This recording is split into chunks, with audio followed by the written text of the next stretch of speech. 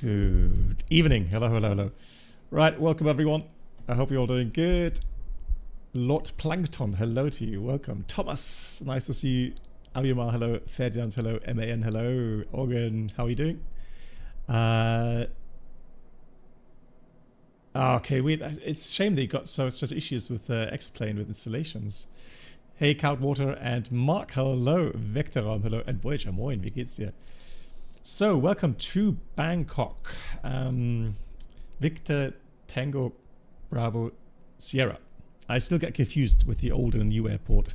I just spawned in on the old airport and I was like, what's going on? But welcome aboard the Captain. Yeah, this is a pretty good scenery here in X-Plane, I have to say. Could new subscribers please make your way to the first class cabin, where complimentary drinks, snacks and premium flight entertainment will be served. Thank you. Hey Captain and chat. Good evening. There is 98 Reynolds. months. 98. B711 beloved. Thank you so much, Reynolds, for the 98 months. Nice to see you, and yeah, looking forward to the next flight. So today we're doing two flights. The first one, and we've got to hurry up to get going here. The first one from Bangkok to Singapore. Hopefully getting some storms en route or in the approach, maybe even to check out the weather radar system here in the latest flight factor 777. Yeah, I'll be hurrying up. Flight time is about 2 hours 30, so yeah, I should be on time. Famous last words. And Ark, you've been getting into X-Men 12? Yeah, exactly. Map enhancement has made it a lot easier. You're wondering if you recommend getting the flight factor 777.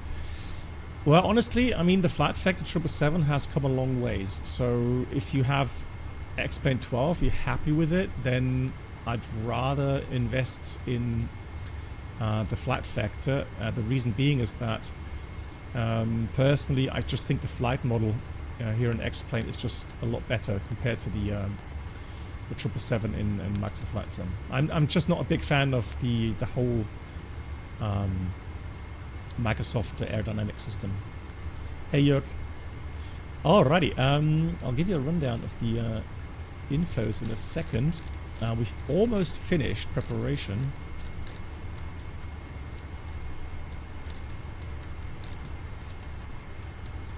And then I can show you what we've got. Aft cargo heat. Why is that not working yet? Trim air. Aft cargo heat air conditioning forward.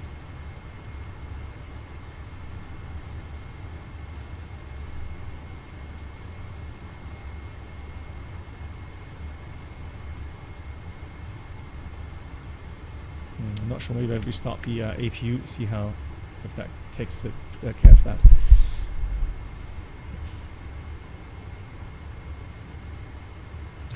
Okay, Jörg, all good. Yeah, don't worry about it. All good with that. No problem. Cool. So, guys, we are here in Bangkok. Suvarnabhumi. Bhumi. And the weather is as follows. Right now, they got vicinity thunderstorms. Now, the thing is, though,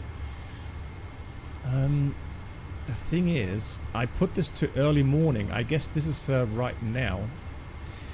The problem is, if I go real time, it's going to be dark. We're not going to see much. And so my idea would be to take off. Although what I can do. Disregard. What I can do is the following. I can actually go and put this to real world weather, right? That is a possibility. So I'm going to just use real world weather, and then we'll see how that goes. That's fine. Yeah, that's good. Yeah, like I said, the only thing I'm not happy with here in X-Plane is FPS performance could be a bit better. Especially I have a feeling with night lighting at some airports which are not optimized for X-Plane 12. You do get some FPS drops, but otherwise I'm very happy. Right, so we've got southerly wind departing 19. vicinity thunderstorms, 28 degrees, and we've got 1011. Let me just set that real quickly before I forget again. 1011, 1011.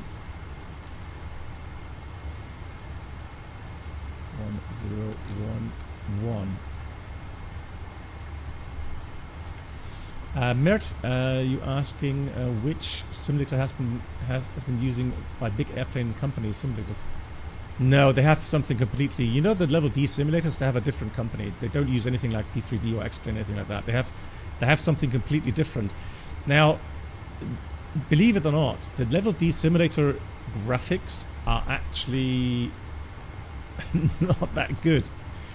The reason being is that normally you're flying in IMC anyways. Wow, we can't even go that high. Let's go 330 then initially. So the newer simulators these days, so the newest one we've got, the 787, that actually has decent graphics, but still, believe me, you know, you guys with Microsoft Flight Sim and X-Plane, you are far superior, you know, regarding the Flight Sim graphics. So just be happy with that. Good. Yeah, so flight time is 2 hours 30, so that's why I want to get going. We are on VATSIM. And MAN, a big thank you again for your link regarding the model matching, CSL here in X-Plane. I have installed it. I tried it out today in Munich and in London, and it's working very nicely indeed. Thank you so much for that. yeah, pretty much FSX. Yeah, that pretty much nails it regarding the quality of the graphics. Good. Yeah, routing I've already inserted, so we're flying. Let me just change the call sign Singapore 7. What was it? It was the Singapore 763. 763. There we go. So runway 19, and then we've got the Bonvo 1 Julia departure, Bonvo direct Bravo Uniform Tango, Yankee 11 to Pasva, Yankee 514 Nufa, direct PBAP, direct Paspu, direct Arama, direct Tebben, and then Tebben arrival. And currently I think we're going to get like a 20 right, but we'll see. Aviamar, happy to hear that. I'm glad you're happy with the light mod. Yeah, absolutely brilliant. Good. Welcome aboard the Captain Black Box Twitch channel subscriber. Nanak, nice to see you. How are you? And thank you for 63 months. Cabin, where complimentary drinks, snacks, and premium flight entertainment will be served. Thank you. Thank you, Nanak. I hope you're doing well. Happy weekend. Now let me just quickly enter the values here. So we already finished loading everything is in. So weight and balance, loading page. Yeah, you can see everything's loaded. I'm not sure why that doesn't look regarding passengers, but I mean, we've got zero fuel weight, 171.9. That is exactly like on the OFP, so that's fine. Takeoff weight 197. That's all correct. Oh, that was because of simplified loading. So that's the thing. I'm not sure. Simplified loading. Yeah, there we go. That's what I did. So I filled it from SimBrief. So that's what we have. Yeah, that's fine. Yeah, Nanak, I'm doing well. Thank you so much. Nice to see you. Cool. So performance, we'll do that in a minute. So we'll let me into the values. 171.9. The reserve fuel is 7.4.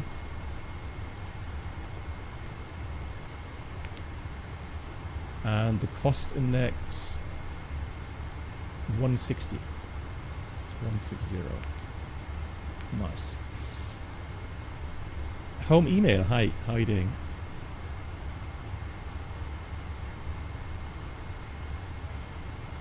So there we go, runway 19. Doing the planning. This company has requirements in regards to alternative airports, minimum distance from original destination, ground service of country.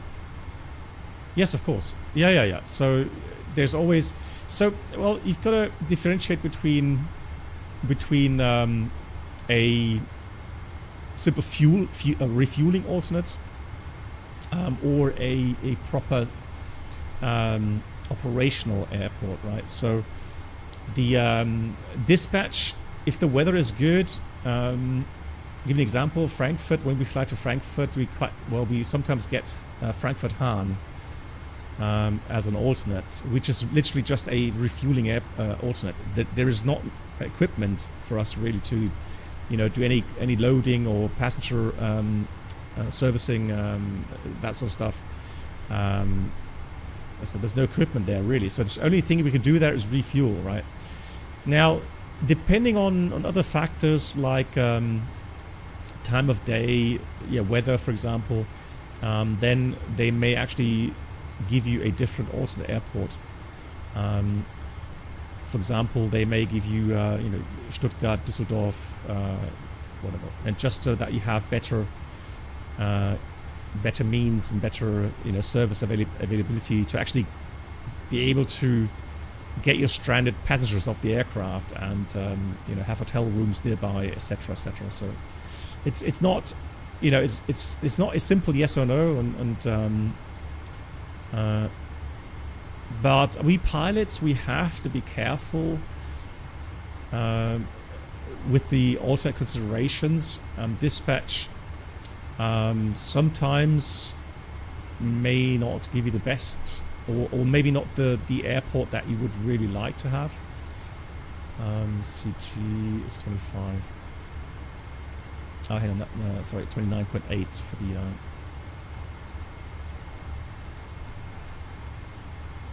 There we go.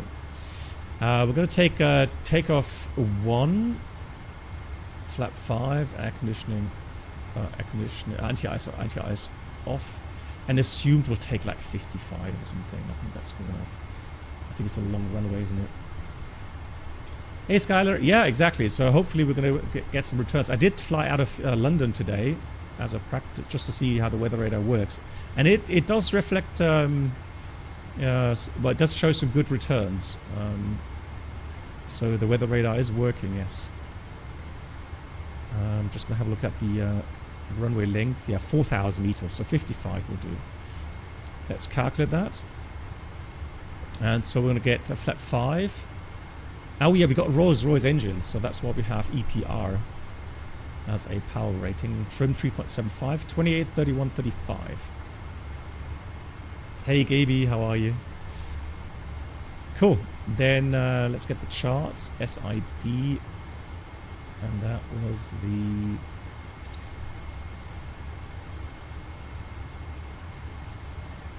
one nine on of departures.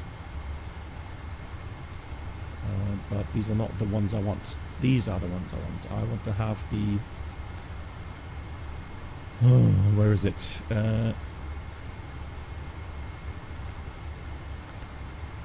Bonn V departure. Hold on. Oh, Bonvo, there it is. The Bonvo 1 Juliet. Here we go. So Bonvo 1 Juliet departure. Interesting, doesn't have much text to that, does it?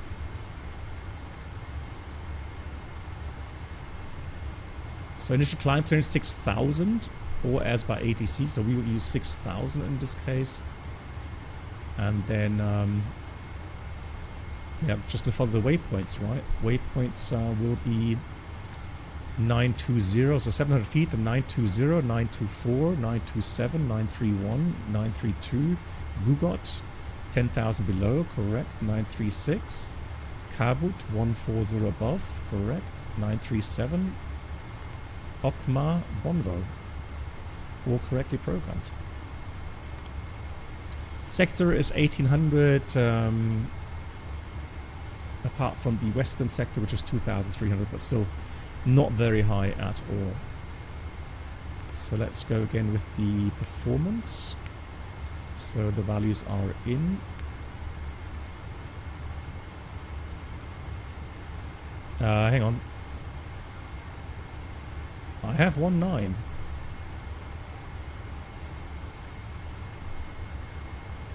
Yeah, why? Yeah. Hey, Iowa. Yeah, I've got 1.9, not 1.9 right. It says 1.9 for me. Iowa, how are you doing? Nice to see you, and a big shout out to you. So let me enter the values then. So we got, we did say 55 on TO1. So TO1, 55. Takeoff is flaps 5. CG was, what was it, 29. And then we've got 1283135. Although, yeah, 135. Yeah, should be right. We'll take that. 135.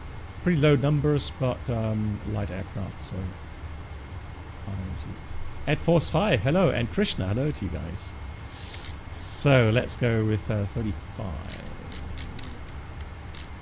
35. El Navina, 6,000.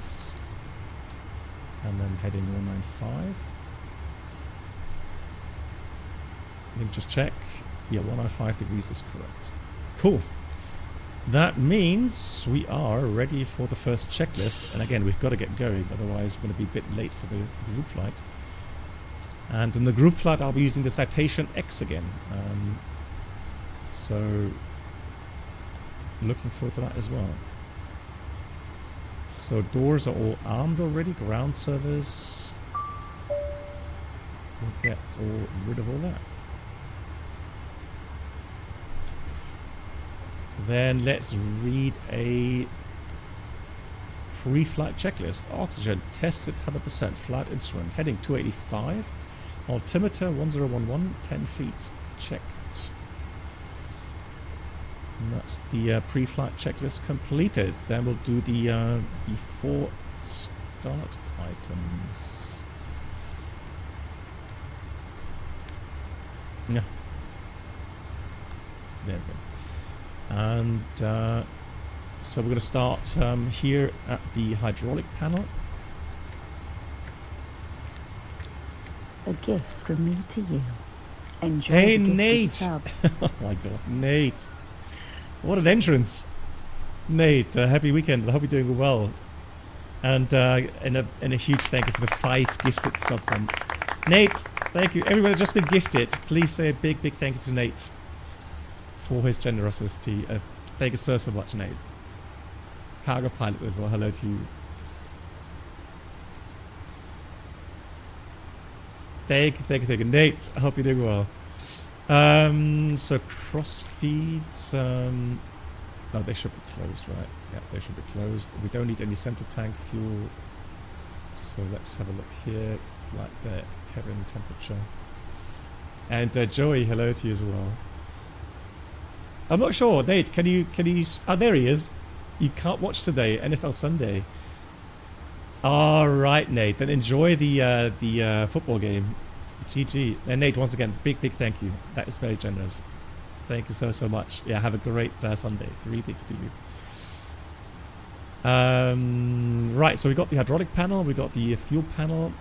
Beacon is coming on. We've got to set the Squawk 2000 transponder on. 1 to 2.8.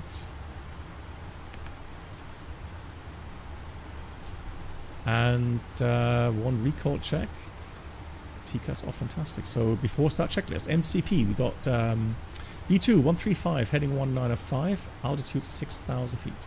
Takeoff speeds V1 128, VR 131, V2 135, and DTO 155. And CD pre-flight completed. Trim, yes, trim is something I would have to set. 4 it says here. Yeah, 4. Trim is set. 4.00. Taxi takeoff briefing completed. Yes, thank you so much, Nate. Thank you. And that's the before start checklist completed. Then let's.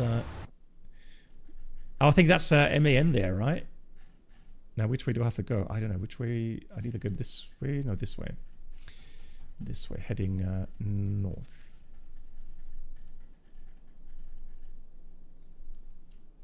Round to cockpit, plan acknowledged. Round to cockpit, call me through the menu when you're ready. Oh yeah, and by the way, so here it works with the walk around as well, which is incredible. So I love this walk around mode. It just gives you such a great impression of the size of the... Oh, okay, I mean, you're on the other side. Okay, I'll see you in a second. Okay, all doors and hatches are closed. Ready to connect. Look below the cowling there.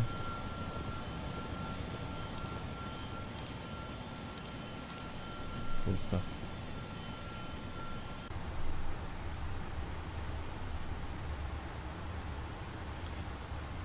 Bangkok traffic, Singapore Airlines 763 heavies pushing back stand Alpha 5 in Bangkok. So let's have a quick look here if I can see. There's a cargo there.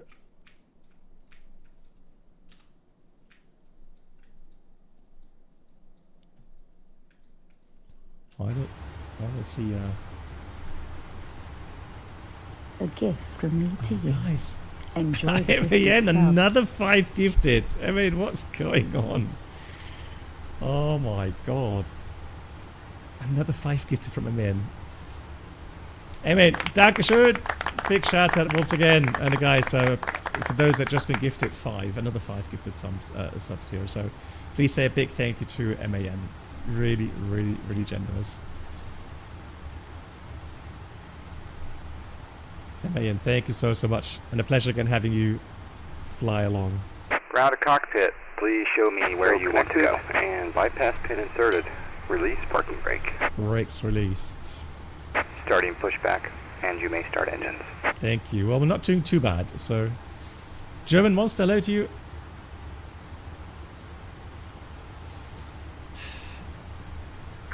Bangkok traffic, There he Singapore is. 713, pushing back and starting engines, stand Delta 6. Nice. So the Rolls-Royce, we can start both engines at the same time. So what we'll do is go start left, start right, start left. Fuel switch is on.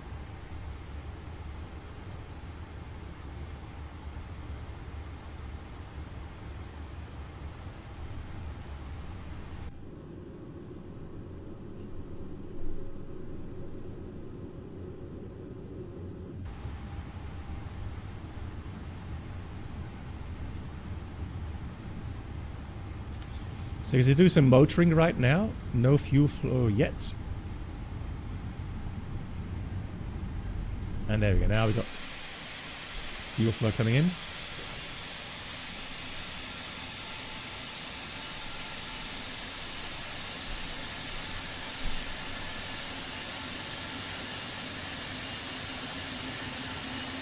Hey Clocon.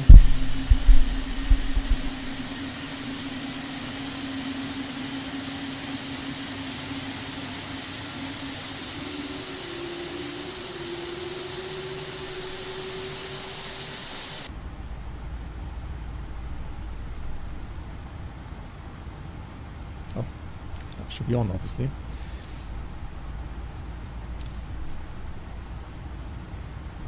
That looks like a good engine start. I'm going to wait with the after start flows until we finished our pushback.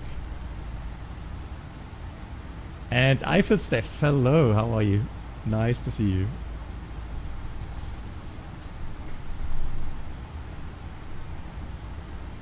Operation complete. Set parking brake. Brake set. Remove towing system. Disconnecting tow. Stand by. Stand by. Thank you. So big shout out, guys. I'm really humbled by the amazing support over the last couple of weeks on this channel. Thank you so much, everyone. And I'm looking forward to. I've already done some testing regarding face cam.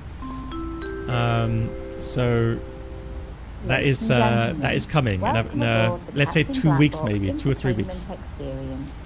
New subscribers should now pick up their pass to first class. Thank you. And Avimar also gifting a sub. Avimar, thank you. Gifting to Trotorlina. Thank you so much to Avimar. Big round of applause for that as well. Thank you. So let's see what's happening down there. Looking good. You can disconnect. Give hand signal.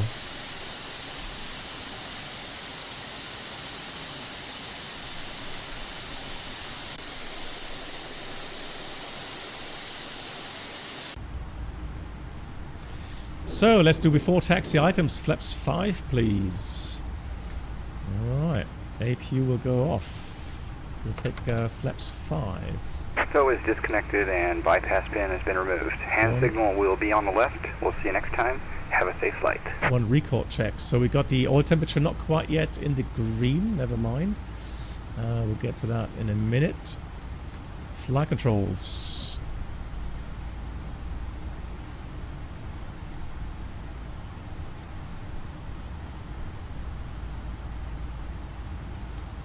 Waiting for the all clear signal here. There he is. Boomi traffic, Singapore 713, taxiing via Takeoff 10, Golf, Bravo, and Bravo 1. So before taxi checklist, flight controls checked, ground equipment clear before taxi checklist complete. Backup traffic. Singapore 763 is taxiing to runway 19 in Bangkok. So right side clear, left side clear.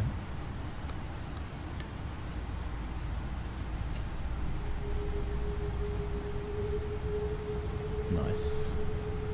I'm going to take the engine page on again just to make sure that we monitor the temperature here.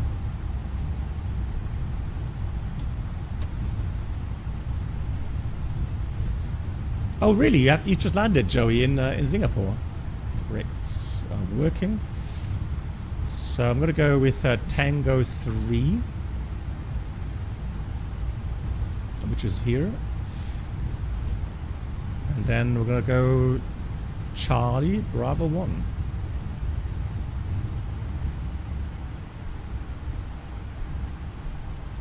Home email. Yeah, I'm kind of a bit in a hurry today because I thought it would be too late for the group flight later on. The layout looks a lot like Munich. Yeah, I agree. Yeah, absolutely.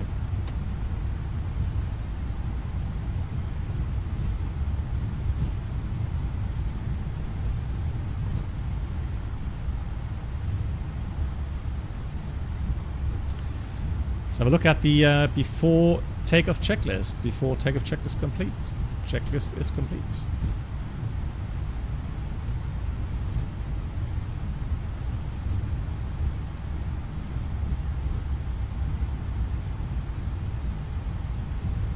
Well, it's not just Brennald. I mean, like I said, if we have a couple of people flying along, I just hate to be late for that.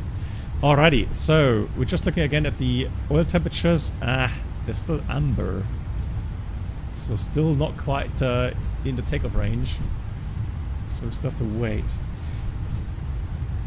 I have a feeling that is a bit notorious for the Rolls-Royce engines, that they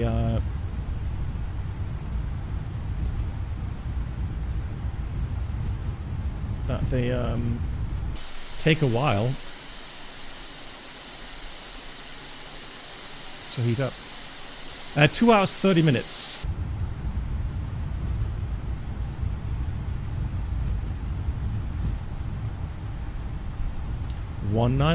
Oh, that's weird. Yeah, so here it says on the ground it says 19 left. Hey Bruno. So there's some mismatch regarding the charts and the scenery. And I think that's why MAN asked. Yeah, Gaby, the thing is that that most people well, there's a lot of people that fly along on those group flights. They don't want to be on VATSIM on those. But we're gonna. Well, we may do that at some point on VATSIM. We'll have to see. Yeah. That's all right. Oh, there is probably MAN there. Yeah, Singapore. Nice. Eve has a Singapore livery. All right, all temperatures are now good. Cabin crew, prepare for departure. Let's put the TCAS on. I'm going to put the weather radar on. So we have weather radar, terrain mode on the FO side. Bangkok traffic, Singapore, 763 Heavy is lining up departing 19 left in Singapore. Was that a, I didn't see that, hang on, was that a sub train? Or hype train it's called, right? Hang on. Or hype train it's called, right?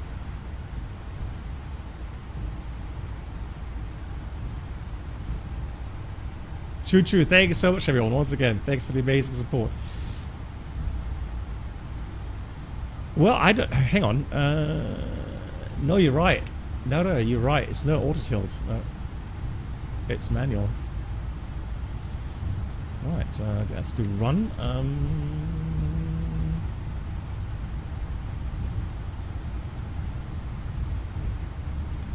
gonna get the yoke camera on. Give me a second. All right, we are ready for departure. Let's go.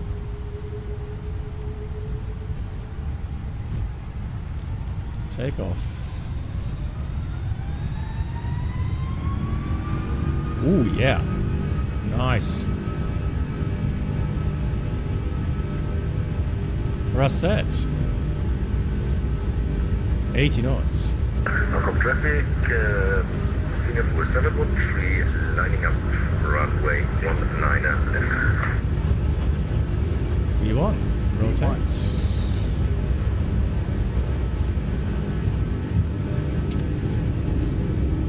Bars are right.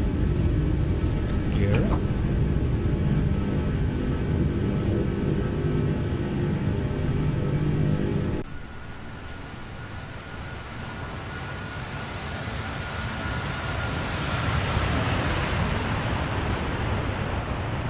Beauty. Hey, Mad Cat. Yeah, a lot of people are looking forward to that sound pack from Boris in the PNG. Right. I was a bit ambitious with the pitch there. That's correct now. Oh, I like the engine sounds. Nice. Flaps 1. Flaps 1.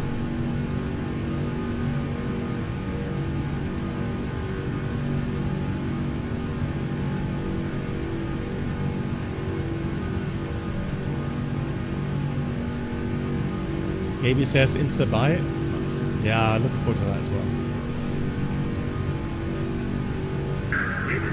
Singapore traffic, correction, Bangkok traffic, Singapore 713, takeoff runway 19. Quite like the fact that even though we're not that heavy, I mean we've got on climb 1 now, it doesn't climb like crazy, so I mean, it's got a good climb rate, don't get me wrong, but it's not as overpowered as we see on the PNG. Alright, flaps up. Flaps up. Oh, and the strobes, I forgot. Tis.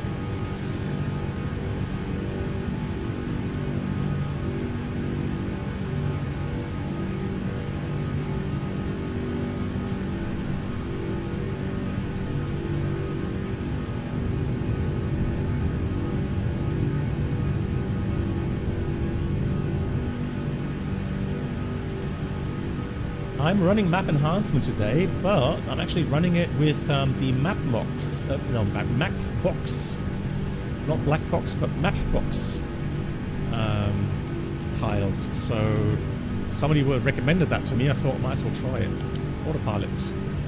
And we've got VNAV out. Transition is in 11,000 feet.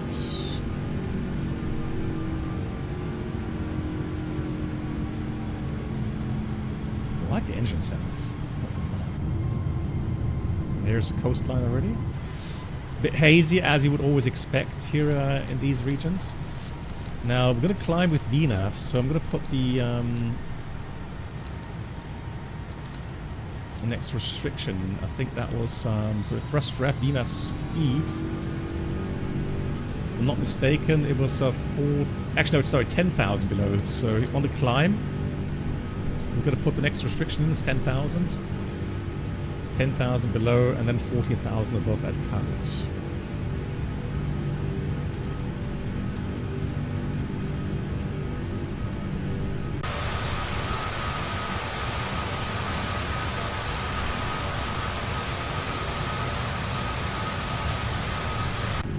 Now the question is, where are the thunderstorms? Right, this is real time, okay? So we should be seeing some as we go northwestbound. There should be some echoes. I'm on live weather, not live time, but on live weather. So this will be interesting to see.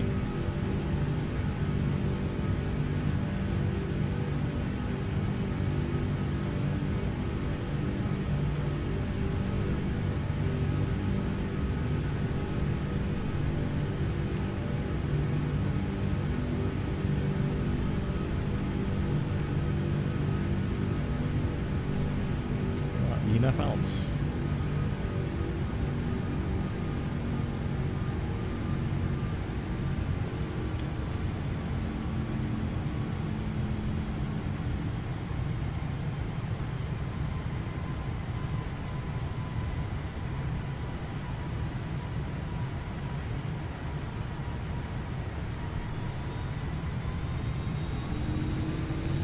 Now it's speeding up.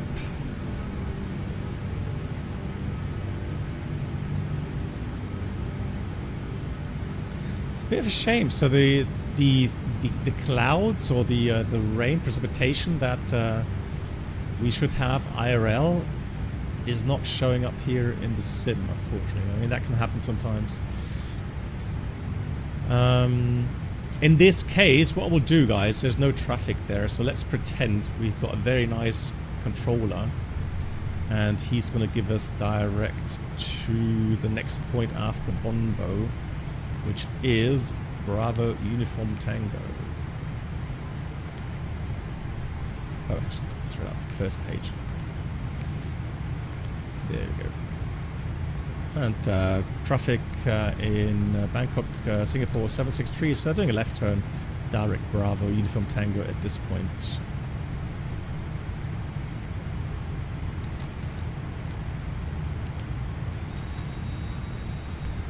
So VNAV says for the cruise,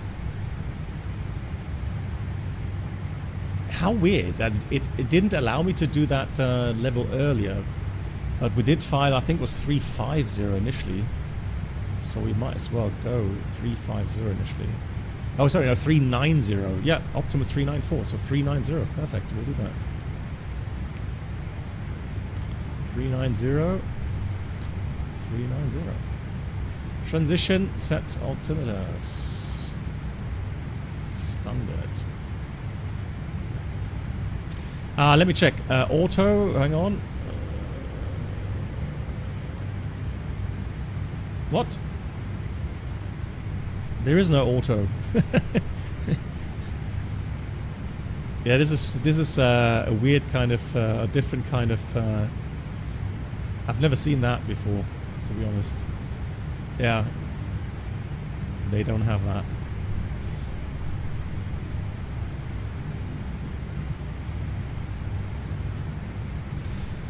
Nevertheless, when we get further south, now here we should get some weather. right? So that should show up on the weather radar later. Thomas, no, this is just a normal. So I'm using X camera, and on X camera it gives you the G-loaded camera now. As I understand, this is a beta. So this is 2.4.4 beta, and it has that new prompt there, enable G-loaded camera. But yeah, there is also the headshake plugin as well if you want to use that. But since X-Plane now, the beta has that G-loaded camera as an option. An X-Plane camera has it. Starbro, hello to you, Starbro. You mean the this here? It's called X camera, which just allows you to, you know, to kind of save viewpoints, etc. You can even do flybys if you want, all kinds of stuff. So, and that has the G-loaded camera. Right, after takeoff checklist, something we should have done. I was a bit distracted after takeoff. After takeoff checklist complete. Now let's get the seatbelts to auto.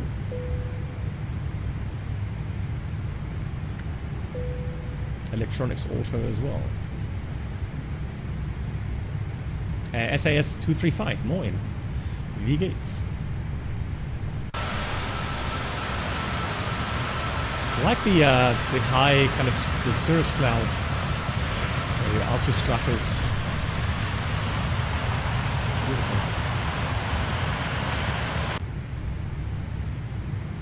Yeah. X camera is a. Oh, look at that! We got a little bit of an echo there. Look, some smaller returns there. Not much though, apparently.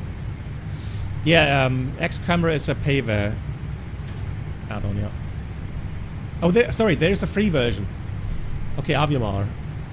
Yeah, okay, so there's a free version, he says, so you can't use all options. And you can't save outside views. I think that's what he's saying, right? Yeah, but have a look, just look at the X camera app in the store, and then... so what I can do, category, create flyby.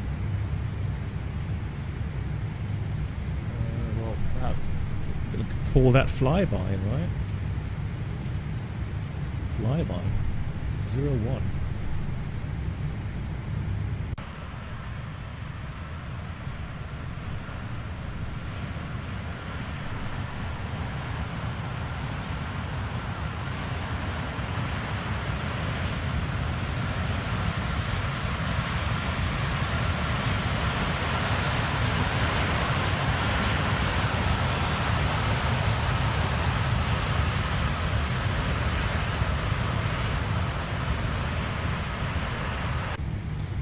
And I can also create flybars from a different angle.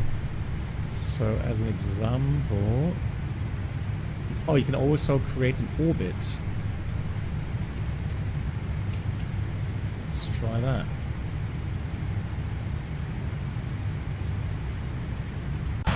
Oh.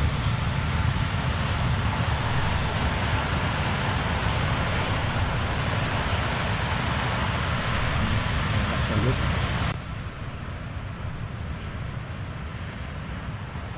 I guess I have to use different kind of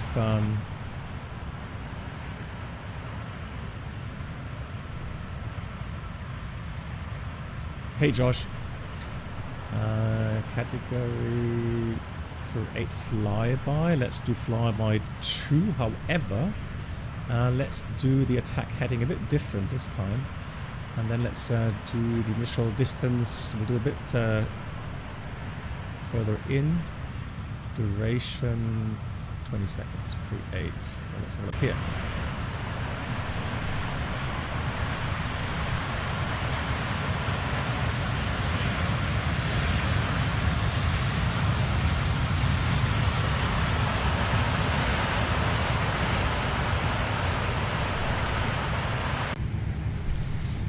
So yeah, you can do some stuff with that. No, this is so Josh. This is the normal X-plane G-loaded camera, which is now you can now use that with the X camera together. So if you go to View, there's a new prompt here in 12.3. It says G-loaded camera, and you can activate that. Hey Lilo. Right, let me just dial down the tilt a little bit, see if I can get that little storm cell showing up again. Oh, there it is. Look, so the tilt is working as well, which is nice. The only thing I don't know, this panel is absolutely new to me, so I don't know what if the middle button is the gain or something.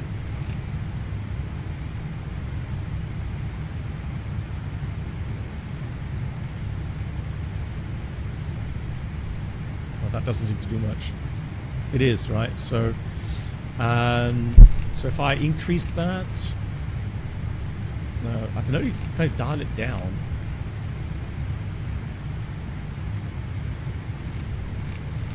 But I think that's not really modeled. But at least what is modeled is the tilt, which is nice. Now, obviously, that return here, that is not a big cell, as you can see, right? I mean, it looks impressive. I'm not gonna lie.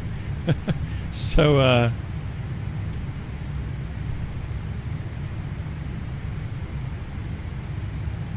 Definitely something I wouldn't fly through IRL, but yeah, we're already so the main precipitation area is lower, like it's like this part of the cloud, right? Should there be any hail in this part, it's going to be hard to detect. Right? Remember that hail, unless it's like really wet hail. If it's very frozen, kind of dry hail, then it won't show up on the radar. So it will pick up more the moisture cluster, cluster somewhere in the lower third here of that thunderstorm.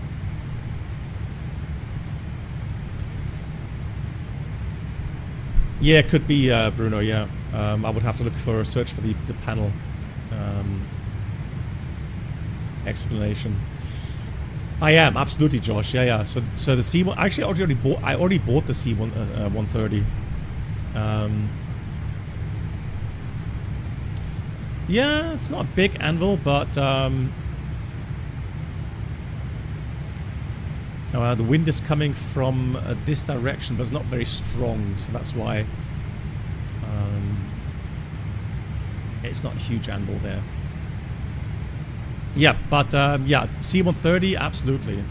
Especially because we could do shared flights, shared cockpit in that.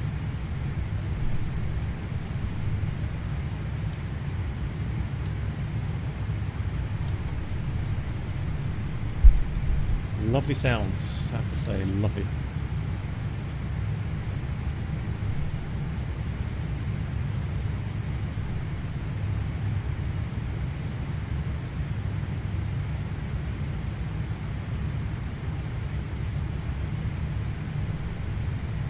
Player, what? AAR? Hang on. What's AAR?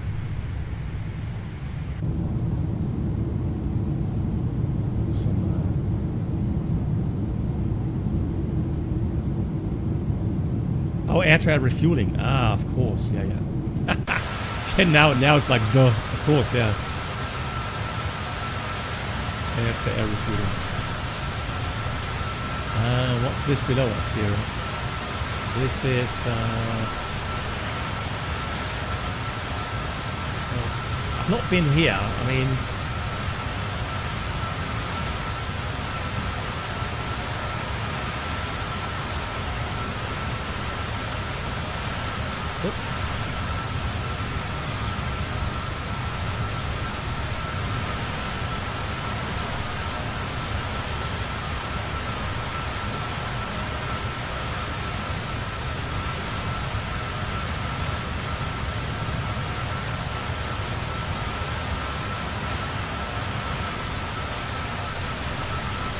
So IRL, there will be some weather to the west of our routing, and then yeah, we'll see. We'll see how strong these returns are. Hey Franz, greetings to Mallorca. How was your flight? Here we go. Enough path. Speed 0.844, looking good. And we've got an estimate for landing at 11:50, which is 2 hours. 2 hours, yeah, pretty much on time for our group flight. That looks good. Nice.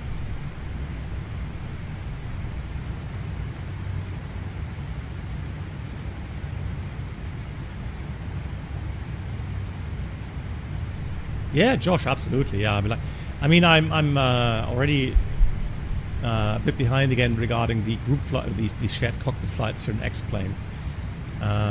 I did plan a flight with someone, but he had problems with internet last week, and so I've got to set up something new. But the problem now is I'm really busy in the background, obviously regarding my last 2 flights, or 2 rotations I should say. So I've got 4 more flights until I retire, 2 more rotations, and I had to organize a lot of stuff regarding farewell party and farewell dinner, and also the new streaming setup. And so people keep asking me about the cooking streams, so that's coming, and I've already got everything set up regarding the cameras, microphones, etc. So that hopefully we could start maybe beginning of November even. So after I'm back from holiday, so November, I'm optimistic that we're able to start the cooking streams again, which I'm looking forward to.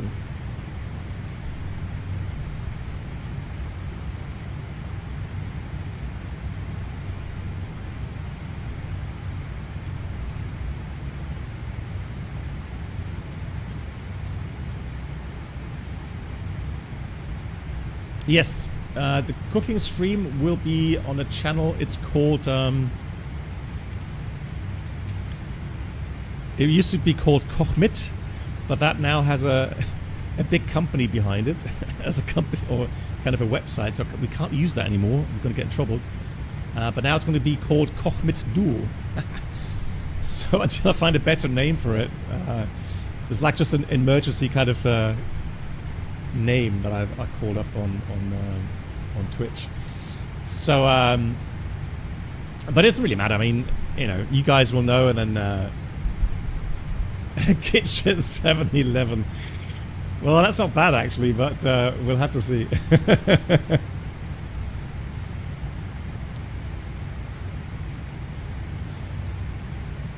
Well, I don't know how often we're going to do the cooking streams, but depends on how my wife wants to, you know, to join along. But one interesting feature, I think, what we'll do, guys, is, and I asked my wife if she would be okay with that. So we're going to take suggestions from the community, so like challenges, cooking challenges. Okay, so you guys are allowed to give us a meal as a challenge. Then my wife and me will try to cook that on stream without prior having done that. Okay, so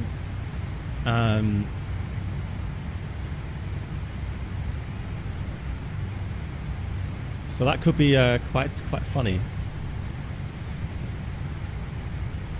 What's your favorite German dish? Oh man, the favorite. I don't know if I have a single favorite. Well, Voyager, I mean, it's got to be something traditional, right? It's got to be something proper, right? We're not going to, you know, I'm not going to do anything like really crazy, like, you know, some made up stuff.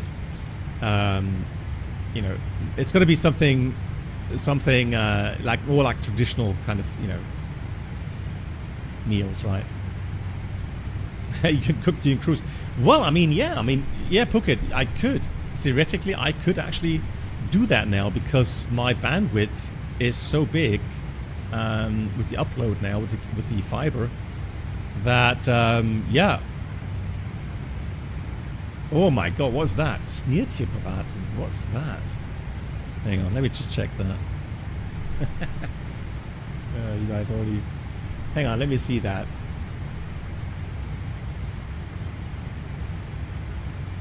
Okay, so that's pork. Okay, so pork. Is that something you used to eat or you like? Is that your favorite meal, Voyager? Yeah, so with potatoes and red cabbage. Looks nice. Looks very nice. Yeah, so one of the big things I think people may appreciate is that, you know, we're not going to do, well, we're going to try to make some fancy meals, yeah, but the whole idea really is to make dishes that are easy to follow and are tasty, and give people maybe some more ideas on how to well get some good self-made healthy food. So we're especially good in making salads, so lots of salad variations that we have, but also of course my wife bakes her own bread. She's great in making cakes. So, you know, the whole bandwidth, right? So, you know, main courses, salads, soups. So, oh yeah, absolutely. Yeah. So, I think the idea is that, you know, so my wife also has a couple of Indian dishes that she likes making,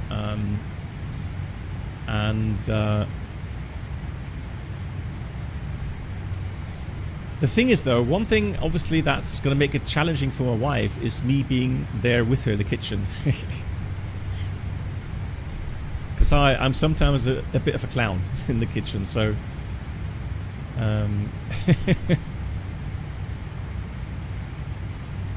Hey, Sammy. Yeah, absolutely. Yeah, I know a lot of you guys were very happy with the ideas that she gave you with the meals. No, so and another good thing is, guys, remember, guys, the whole cooking, the setup that we had was so small back then, but now I already showed you guys the kitchen that we have now. So we still live in the very same house, but we now have a huge kitchen, and that just makes now everything more presentable and a lot more usable, especially with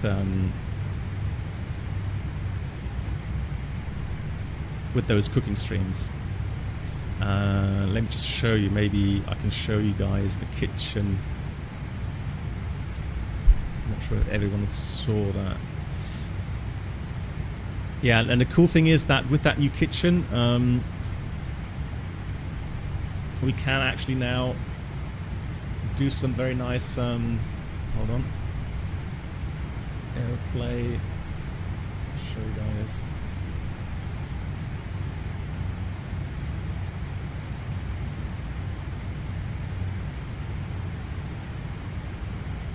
Oh, I'm on the different, I keep forgetting that I'm on a different network here on my streaming PC here, or gaming PC. So let's try that again. Now it should work. Yeah, there we go, now it works. So guys, I'm not trying to flex or anything, right? But you guys, some of you know the kitchen that we had before the renovation works, and so this is the kitchen now after the renovation works, right? So you can see that we've got a lot more space, and yeah, so we have a fantastic new stove. We've got a nice oven, lots of space, and so we've got, yeah, lots of new, better lighting that we can use. So a better chance of some good camera angles, etc., right? So that's the idea behind that. Here's another view from this side. So you get the idea. Yorkshire. We shall see. We shall see. Oh, and what's missing here, what's not on here, is actually I've got a nice espresso machine here now. But you'll see it. You see when we do the live streams, like I said. So yeah. So this is really the, you know, the kind of the base setup that we were waiting for, really to do the streams. Now it's unbelievable. So when I look back at, I can maybe find a picture before and after.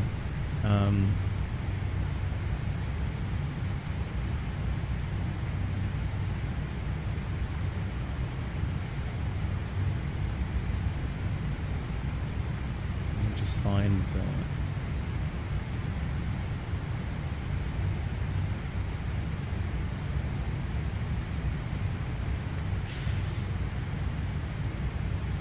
Here we go. Hang on.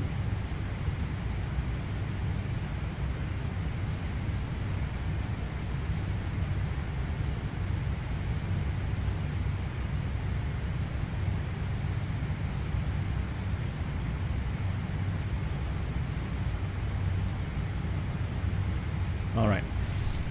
So believe it or not, this was actually the kitchen area. So the kitchen, we had a very small kitchen in here, right?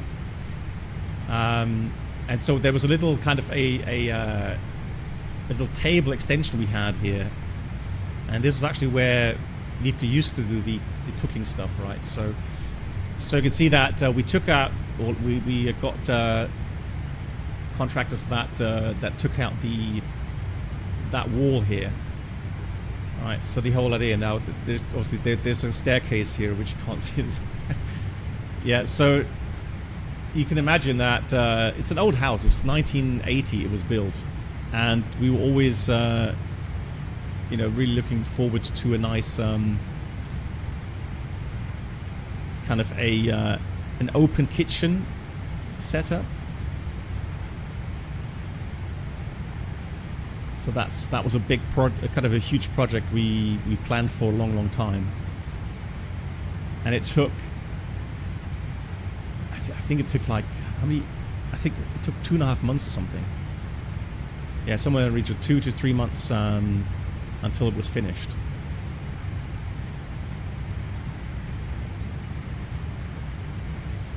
Dinner party at my house went well. We'll have to see. We'll see what we have in store in the future. Who knows? Maybe we will have some special guests around at some point. I don't know. We'll see how it all goes. Yeah, but that's the plan for the future. Oh yeah, Voyager, please do. Yeah. I'm surprised that you actually still have a link to that. Yeah, please do, Voyager.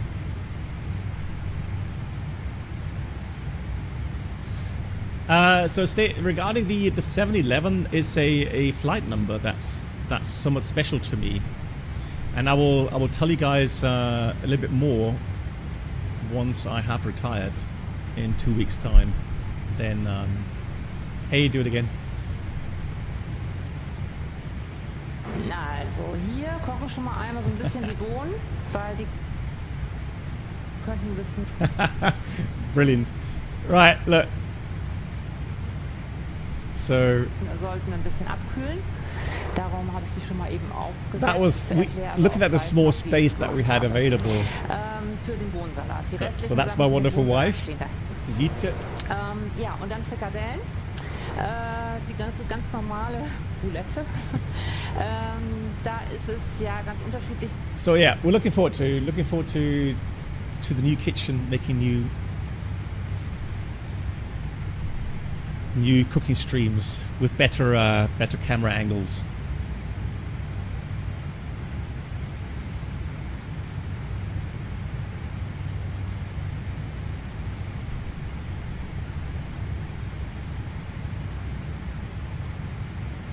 The kitchen is missing a photo of an airplane. Well, believe it or not, I actually do not have any pictures, nothing aviation related downstairs.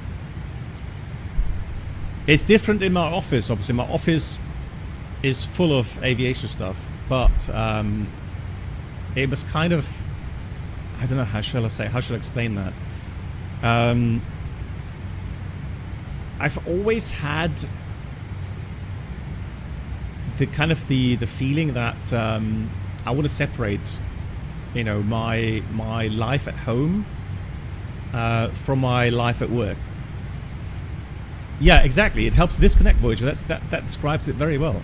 That's exactly the thing. So there is nothing that reminds me of work when I'm in the living area, right? So yeah, that's exactly the reason. Yeah. Gaby, I don't think my wife would appreciate that.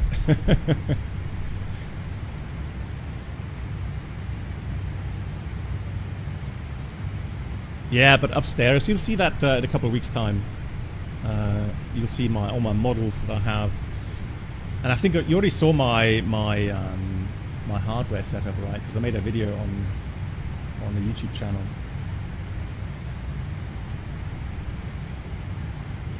Sagen die Texturen. Hang on. Oh, Sven is streaming again. Nice. Oh, he's testing the FS Labs A321. Nice. GG.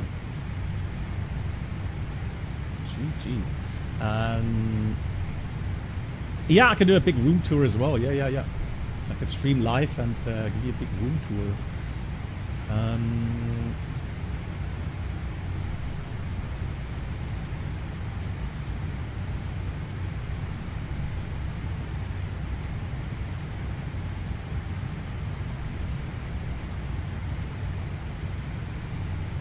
Hello, everyone. Well.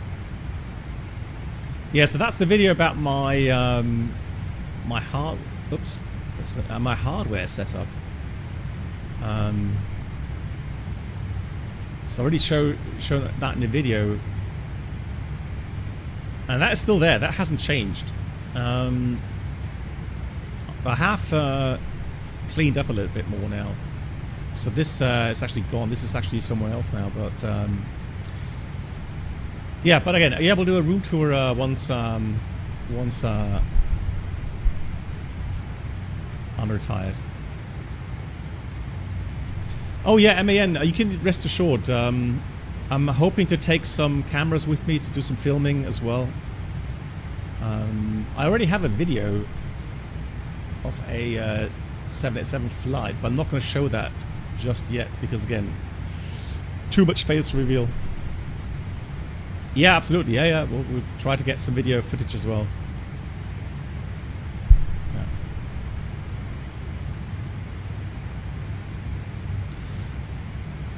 Yeah, Josh. Man, it's hard to describe. So, absolutely, my whole life, aviation has been a huge part. Right. You know, starting when I was a little kid. With my father, so even my grandfather was a pilot, instructor pilot, and then my dad was also in the German Air Force, and then so I grew up surrounded by, you know, aviation. But the thing is that I don't know. So it's hard to describe. The thing is that. When you are away so much from home, right, and you're missing out so much on family time, and it's just you know, my wife, I think I would have a feeling that obviously she didn't really appreciate the fact that I was away so much, right? She accepted it obviously, but she wasn't happy with it, and so. I tried to completely separate myself from that aviation part when I was at home, right? I really wanted just to be, you know, a family man, a father, and just, you know, leave the rest aside when I'm at home. And so yeah, there's nothing in the living room that that shows that I'm connected to aviation.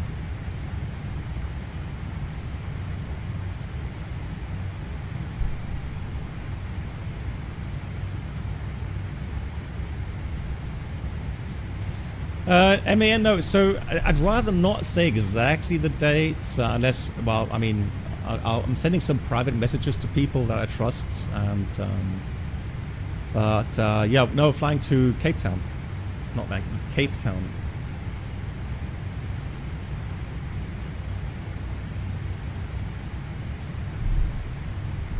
Oh, that would be nice, Voyager. Yeah. The thing is, though, that these flights, so I know the flight down to Cape Town is already fully booked. It's actually overbooked, so there's no seats available anymore. Yeah, Josh, my pleasure. All good. All good. Yeah, I was allowed to choose my destination. So my company and my fleet captain, very nice people. You know, I just called them up and said, hey, is it possible to get a final request in, you know, for the final tour? And they said, yeah, sure. Let us know and we'll make it happen. Yeah, Luis, I mean, to be honest, right now on our fleet, that's the most scenic destination that we have. And one of the best things about it is that it literally has no time difference. I think it's like 1 or 2 hours time difference. Let me just check right now.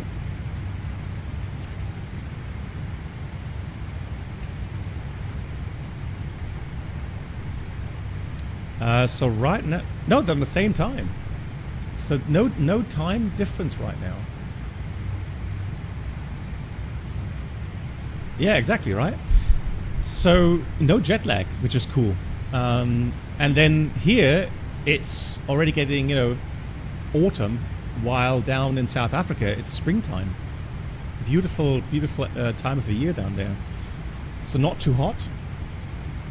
My PC settings, just give me a second. There we go.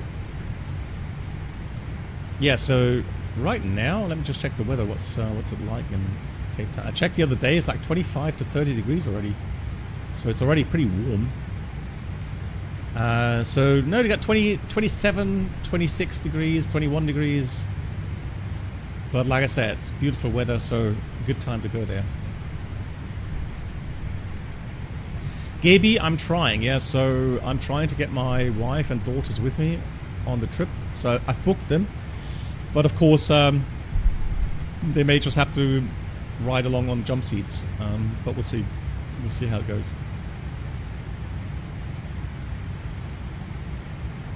Thank you, Gaby.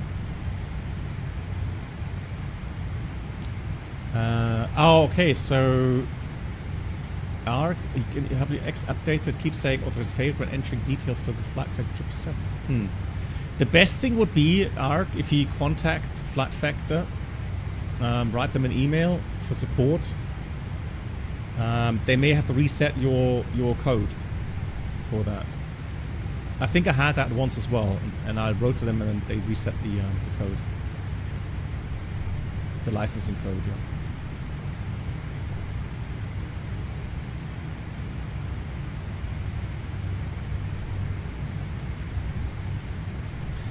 As I said, another idea that I had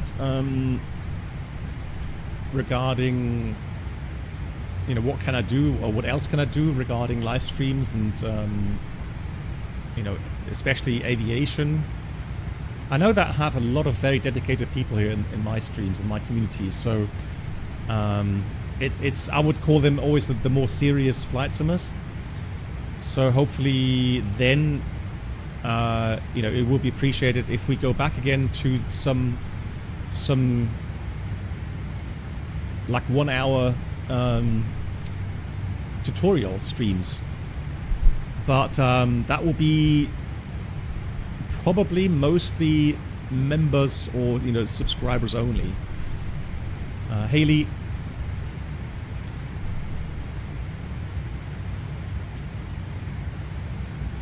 because I always had a feeling that for those that are supporting financially, I want to give them back something, you know, for their support.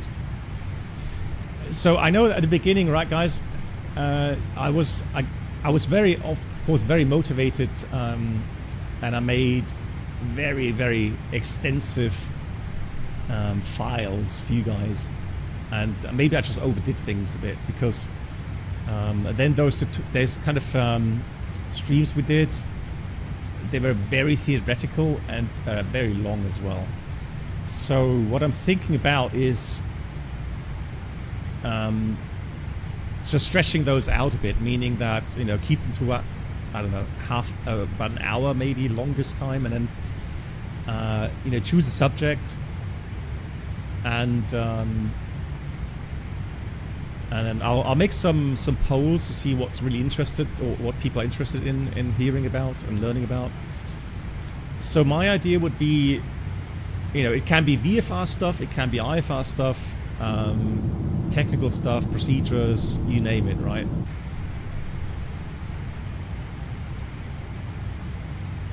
Yeah, Voyager, I could go back to that as well, yeah. And Collimator, well, not just, I mean, it's about a year ago, I think, I upgraded to the AMD, yeah.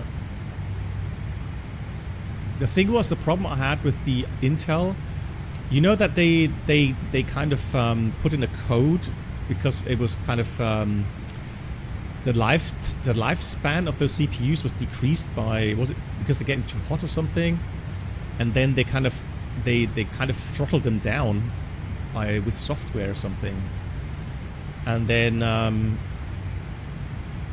yeah, you know, performance and the heat development they had, I thought I want to try something else, and that's why I went with the AMD Ryzen.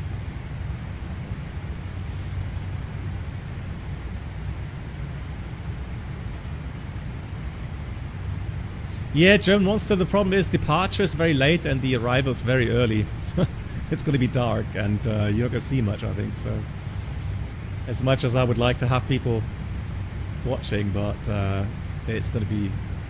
But I think Lee has said that he has a camera that is actually able to even film in darkness. So, well, Lee, I mean, if you, it's Monday morning, right?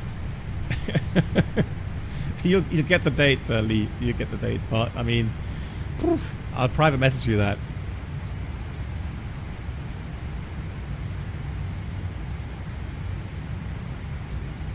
I mean, that would be awesome. That I could showcase that on the stream then. Oh, nice. That's nice, Lee. Oh, that would be brilliant. Yeah. The funny thing is, I have some recordings. So I actually have some recordings of departures and actually landings also.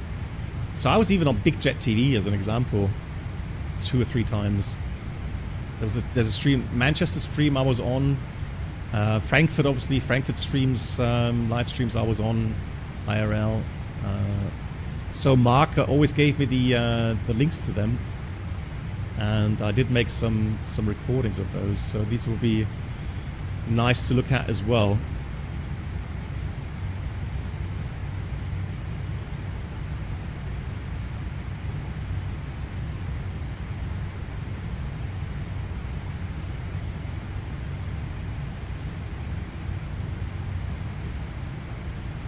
Wow, I just saw one recording, guys. I can't show it. It was a Big Jet TV. A landing of a British Airways 320 Neo, I think it was. Blimey. I mean, they did go around, which was a good decision, but wow, that looks scary. Lee, fantastic.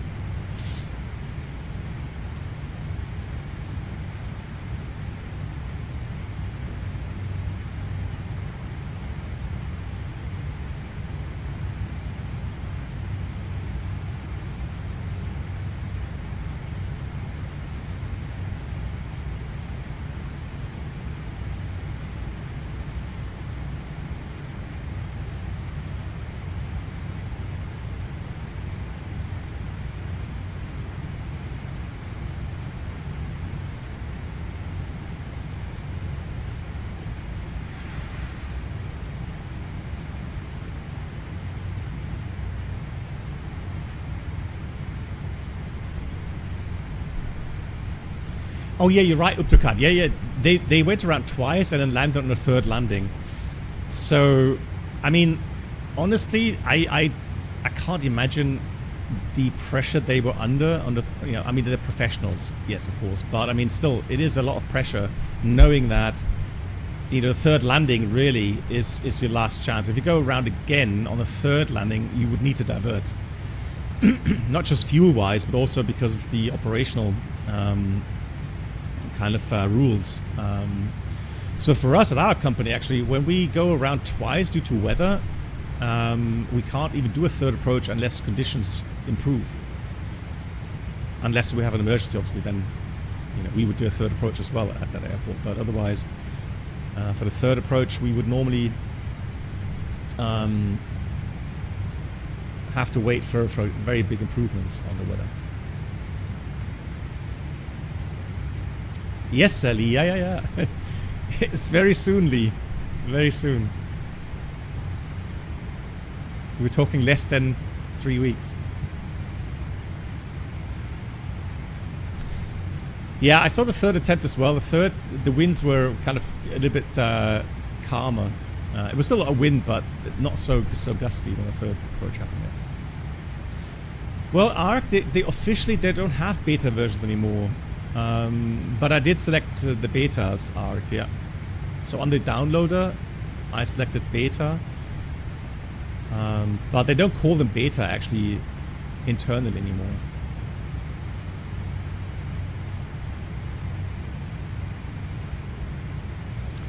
Hello to Anil. You tried the X-Plane Tolis A330.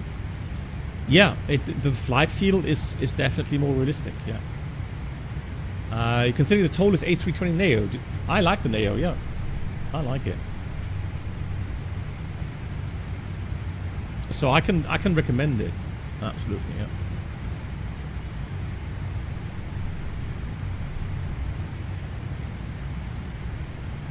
Okay, Lee, no problem. Lee, if you're not there, then you're not there. It's as simple as that. But I do appreciate you offering. So if you are in Frankfurt, then I thought so, because it is autumn holidays, right? No, Lee, don't worry about it.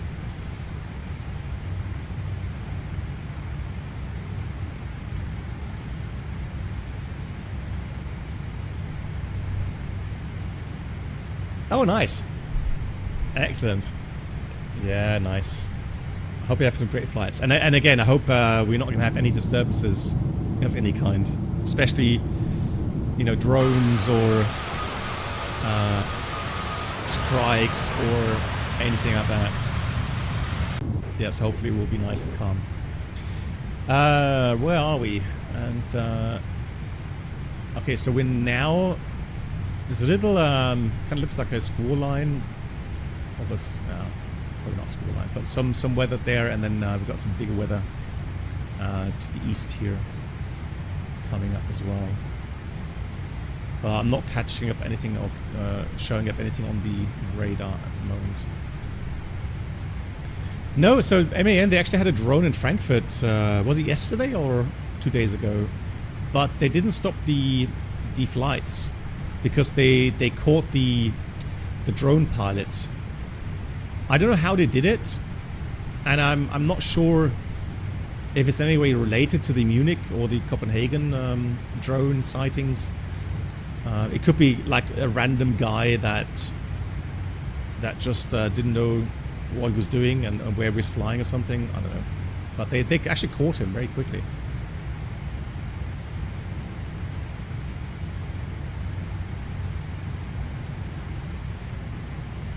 Ah, Lee, now I'm interested. Okay, cool, yeah. Looking forward to the photos. Thank you, Lee.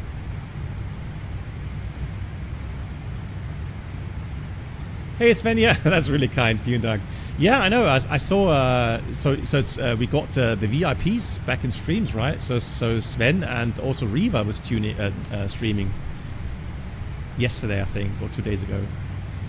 So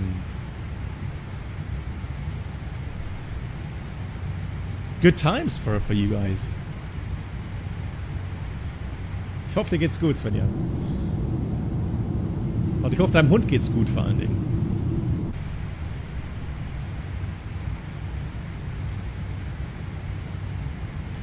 Have I ever had a bee sting cake? Bienenstich? Yeah, of course. I think my wife actually made one last year, I think. Could new subscribers please make Leroy, I tried. So, Leroy, if you want, snacks and premium flight entertainment will be served. Thank I'll give you a date when you should try. Hey BB, what's up? When's your last old flight? Hey Dennis, thank you for the 38 months in total. A long time supporter, Dennis. I hope you're doing well. It's literally within the next 2 weeks. This is how close it has now gotten to my retirement. Everything's fine, Svenja. I'm happy to hear that. Yeah, it's a lovely cake. Bienenstich is great. Yeah.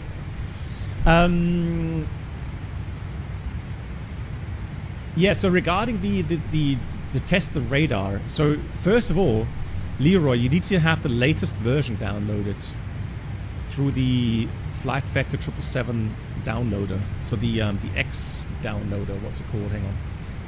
It's called the Update the Client. All right. So you need the latest version. Maybe even tick the beta version there, and then try October the 3rd. At, I think it was around about 11 UTC. Oh no, hang on, it was 12 UTC or something like that. So, in London Heathrow, try that.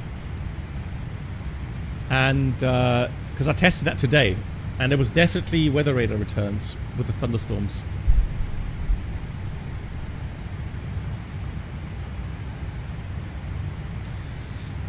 I don't know if it was original Bavarian, if you say so. I mean, sure.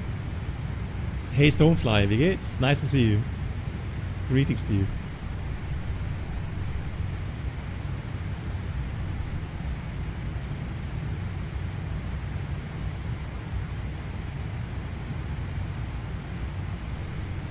Yeah, Leroy. Yeah, all the best. Yeah, and again, you know the add-on makers. So we had, I think the Zebo mod was next. So first we had the A319 Tollers that had the update with the weather radar system.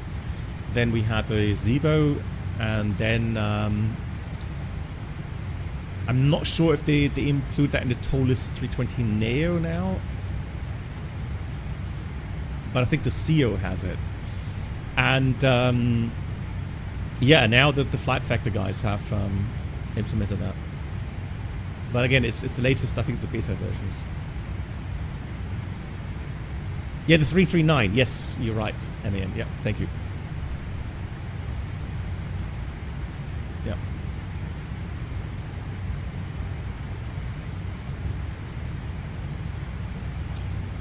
Oh, Ark, because of the reset, you mean, or? Okay. Now the good thing is it does show some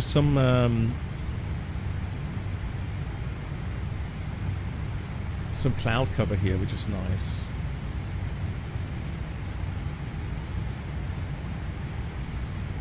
Oh, absolutely. X-Plane has really improved.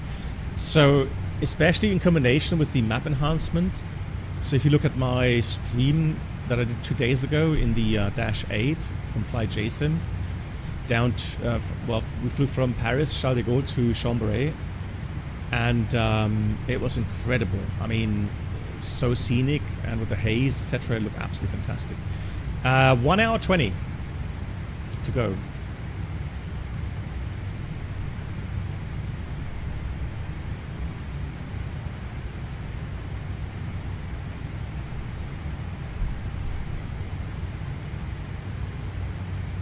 Oh, okay, so it takes the updater to recognize. Oh, I see. So you just purchased it. Ah, okay. Oh, okay, yeah, understand. Yeah. I'm sorry to hear that. And then you gotta be patient, I'm afraid, which I'm not good at, but.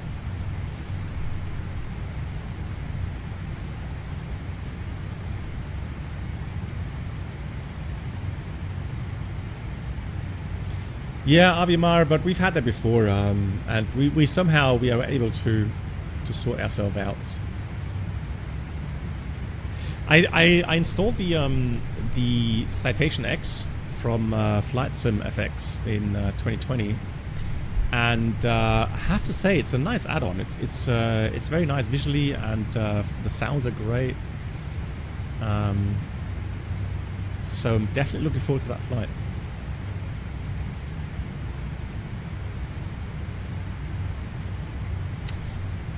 The weather radar, now the turbulence. Now in the TOLIS A319, I did get some of these magenta areas regarding turbulence, but I'm not sure how realistic those would be. But what is cool, and you see that in the flight I did in a Dash 8, because we did fly around in some bad weather with quite some hefty turbulence. So what I like is the fact that if you go through these kind of thunderstorms, you will feel it. There's a lot of turbulence, but it will not disintegrate your aircraft. So you're not going to crash because of it. Now you're going to say, oh, but it should be stronger. Well, I would argue that imagine if you, the whole point is that if you have a thunderstorm near the airport now on X-plane, and you go fly very slow and low in the approach in those conditions, with those wind shears and those up and down drafts, if you like, or the wind gusts and the rain, it is just so much more challenging now. And I think now that's the thing where it actually gets really dangerous to land in these conditions in X-plane. Yes, always. Toxie, I've always used X-plane standard weather. I think there's only like a period of like 2 or 3 streams I tried active sky for X-plane, but I didn't like it, so that's why I actually stopped using it. So yeah, always used standard X-plane weather.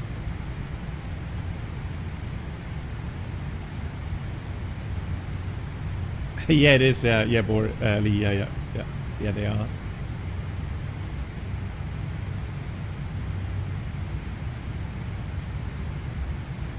Ah, okay, Ark, and you already bought the engine upgrade. Okay, separately. I understand. Yeah.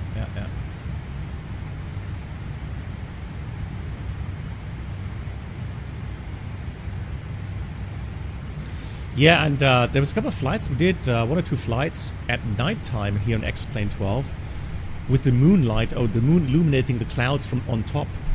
And man, it looked so good. I actually had goosebumps once because it looked so cool. So again, things are getting much better. Not just in Microsoft Flight Sim, but also in X-plane, which is great.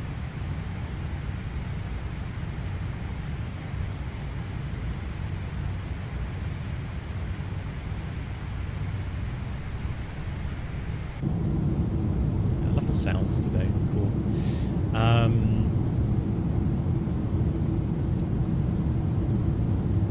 The shadows, I mean, you mean like the shadows in the flight deck or on the ground? Which shadows do you mean? Because I have to say, on the normal kind of the shadows on the ground from the clouds, they didn't look that bad to me.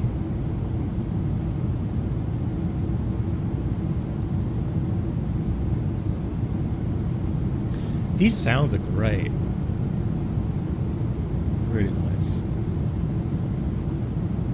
So these are from the Rolls-Royce engines, or the Rolls-Royce version here in the Flight Factor. Very nice.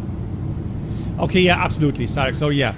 This is something you mean like here, I agree fully with you on that. This is something which has been a notorious issue here in X-plane 11 and now 12. I know that there are plugins or mods or Lua scripts or whatever that apparently fixed them, or you can do some tweaking in some config file. But honestly, as a customer, I just really hope they get this fixed soon, without me having to do some crazy stuff with any files.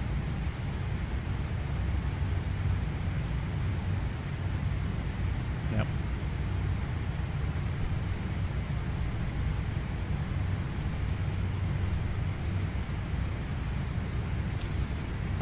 Yes, 12.3 beta something, yeah.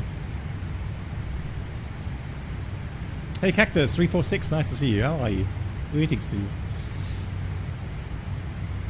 Yeah, Cactus, isn't it? But every time you update, you would have to redo that, or I don't know. Yeah, maybe I'll have to look at that again, because I have a feeling that when you update X-Plane, you have to redo that. No, I don't use lossless scaling.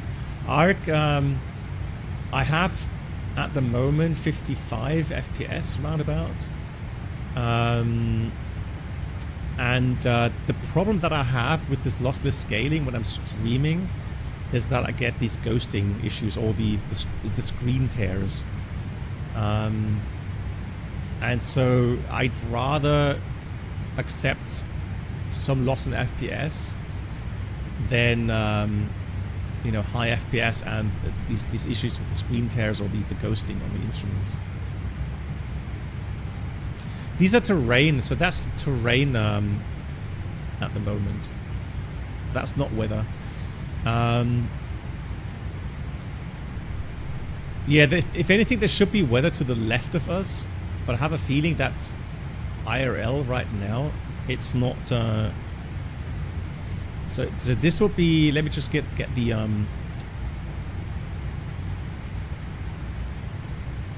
in-game.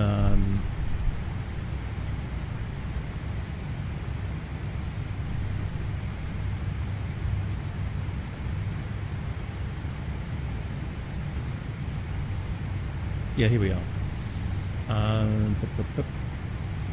So there's one. Yeah. So you can see there was a lot of precipitation here, and there's a lot of precipitation further to the east.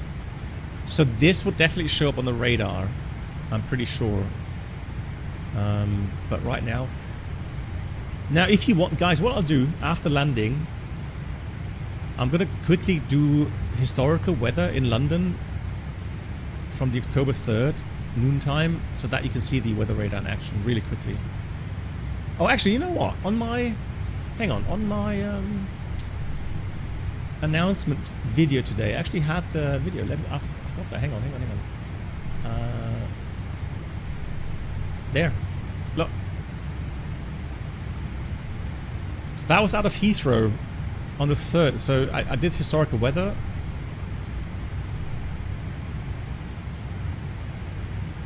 And that's how the radar showed me the that thunderstorms, and it was lightning, yeah.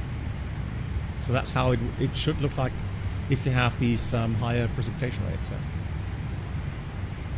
it does work.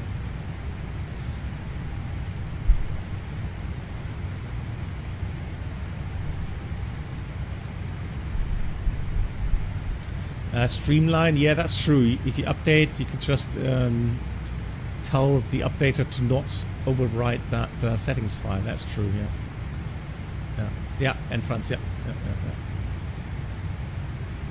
Cactus, you're doing good. That's good to hear.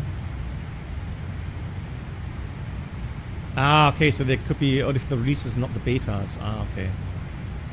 Yeah, I use the betas. Yeah, yeah, I'm doing good, Cactus. So 2 more weeks and then I'm retired. Unbelievable. I find it weird saying that, to be honest, but it is starting to sink in. Yeah.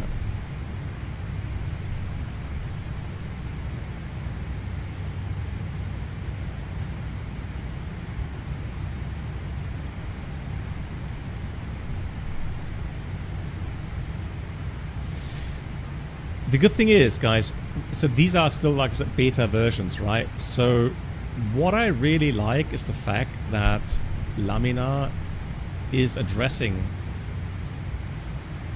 the the integration of proper weather, and especially precipitation simulation, right? So that's great. It means it will get better in the future. It means that our flight sim world will get even more immersive, which is great. Thoughts on Inibit's A340? Now I've followed some discussions on my Discord where people make the argument that they saw a lot of kind of copy paste from the basic A330 or something, and then some wrong behaviors, some wrong system behaviors, some issues that were there in the previous versions. So aside from that, now I know that there is a lot of people out there that really like the A340, right? So, and they will not really care about 100% correct system simulation or 100% correct system setup, etc., etc. So they're really looking for the standard A to B plane that is, visually good, and anything else regarding system simulation they would probably not care about. So I understand the arguments, and I understand people getting upset about the fact that they're saying like it's a ground up new programming or new program, and then people finding out that that's very obvious. A lot of things were copy paste. I don't know. It's, for me as a content creator, I'm always in between, right? Those two kind of extremes, right? Where I have to also address people that just want a flight sim. They don't really care about system failures or system behaviors, etc., right? So and again, in the end, now you can point things out. Yes, I think that's fair to point out things that are obviously wrong and not as advertised. But I think also you have to respect if people buy a product or want to buy a product for their personal reasons, for their personal motivation, right? So it's their money in the end, right? So and honestly, right now, I'm not going to really comment on just seeing videos from other streamers. And I've always said in the past year now that I don't accept any more pre-release versions because I don't want to be part of that.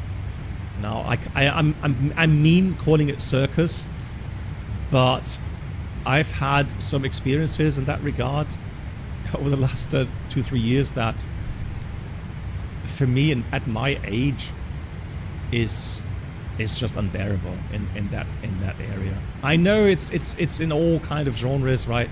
Every game genre out there has their influences, and they will hype their products, etc., right? It's a normal business kind of setup. But I personally, I just don't want to be part of that anymore. I've become somewhat tired of having to kind of or getting free copies and then thinking, I don't really like it 100%, but I'm a bit biased, right? Now that I've gotten free copies and they maybe even sponsor me and even send me gifted subs, whatever, right? We've seen all kinds of stuff. So yeah, personally, I'm not a part of that anymore. So I'm gonna have to wait until I buy it myself with my own money, and then I feel free to say whatever I like to say about it. But again, be fair. You know, being fair and accepting the fact that we're not all hardcore flight simmers, and not all of us care deeply about 100% correct avionics setup and 100% correct system simulation.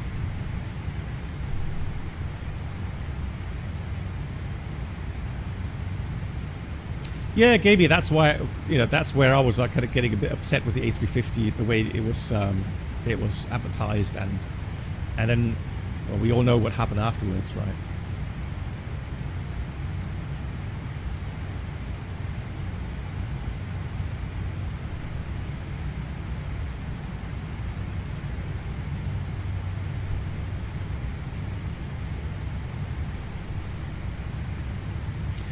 Yeah, absolutely. There's a handful of add-on makers that obviously are in a different league, right? And I'm surprised that these developers are so extremely motivated in in going through the lengths of programming and implementing system simulation behind what we see here, right? So there's one thing if something's scripted, right, regarding a system behavior, or if it's actually simulated in the background, which means interaction between hydraulics and oil and electrics and etc., right? Can actually have an effect on different systems, and have that shown, and that's pretty cool. But yeah, hot start obviously with the Challenger 650. As I've always said, that add-on has raised the bar so high for other add-on makers that maybe some GA aircraft have reached that level, although I'm not really sure if any have. So yeah, if you hear news that hot start is making the A220, then obviously that's great news. But I fear that Really forgot to do this. Hey, Stoneflyer, much appreciated. 15 months. Thank you so much for that. I appreciate it. Thank you. Yeah, so no doubt, whenever that is released, if it's on the same level, the same kind of in the same league as the Challenger 650, then 100%. This is going to be epic. Absolutely.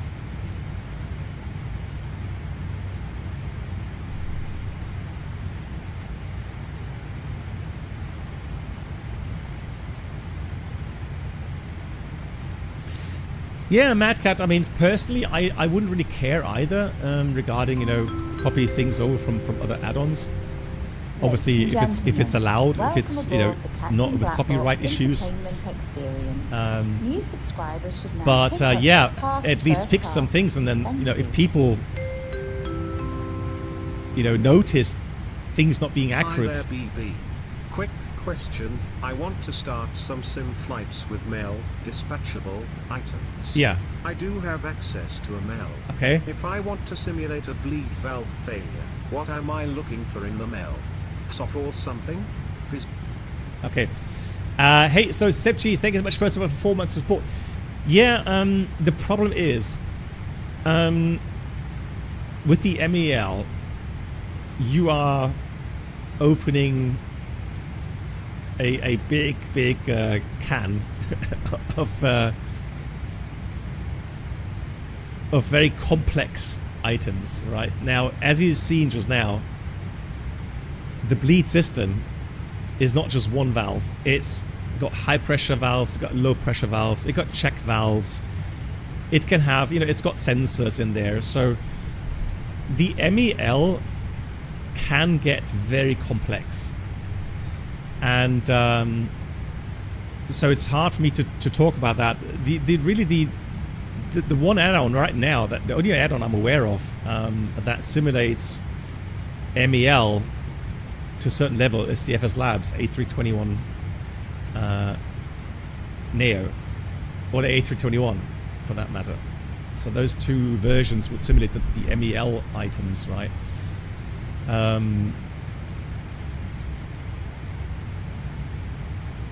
Yeah, so I'm not sure exactly what aircraft we're talking about.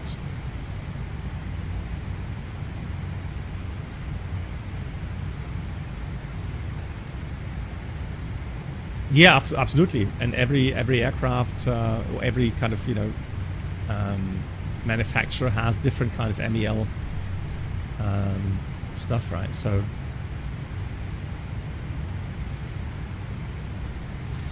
the MD-80 from Majestics. Oh no, sorry, not Majestics. Sorry, disregard. I was flying the Majestics, obviously, the other day, but from Mad Dog X, right? That has the MEL as well in parts. I'm not sure how detailed that is, though. I would have to look into that.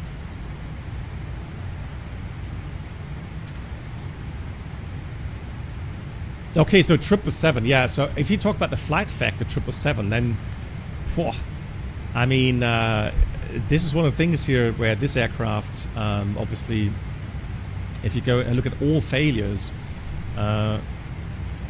and then you look at bleed, right? Yeah, of course you have so many different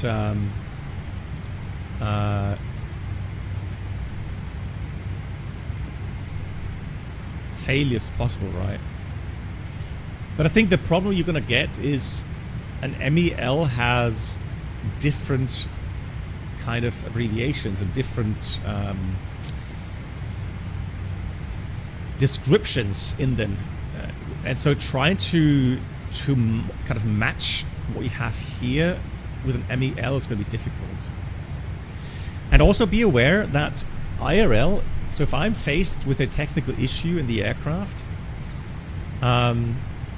it's not my duty necessarily. I mean, I can look up the MEL as well, but in the end, it's a technical issue, and so maintenance will have to come and address that anyways. And so unless you have to dispatch somewhere at an airfield that doesn't have maintenance, then there are a couple of MEL items where you can dispatch with talking to your company maintenance station, and then as long as there's no maintenance procedure required, then you can dispatch according to MEL. But again, I would always talk to maintenance first of all to make sure that we agree on what's broken and we agree on the MEL part, and then maintenance has to give me a release to service with the MEL stated, and then I have to make sure that we're both on the same page, right? But it's maintenance that will tell you what MEL item is in play.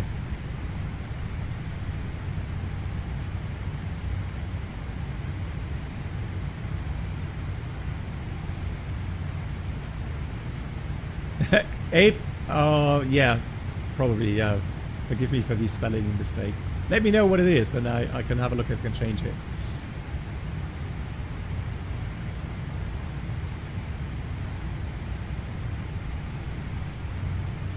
Hey, Gustavo.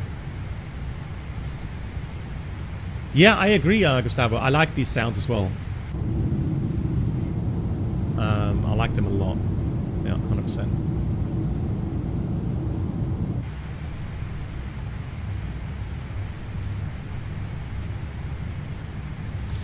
Yeah, so Sipchi, the thing is this.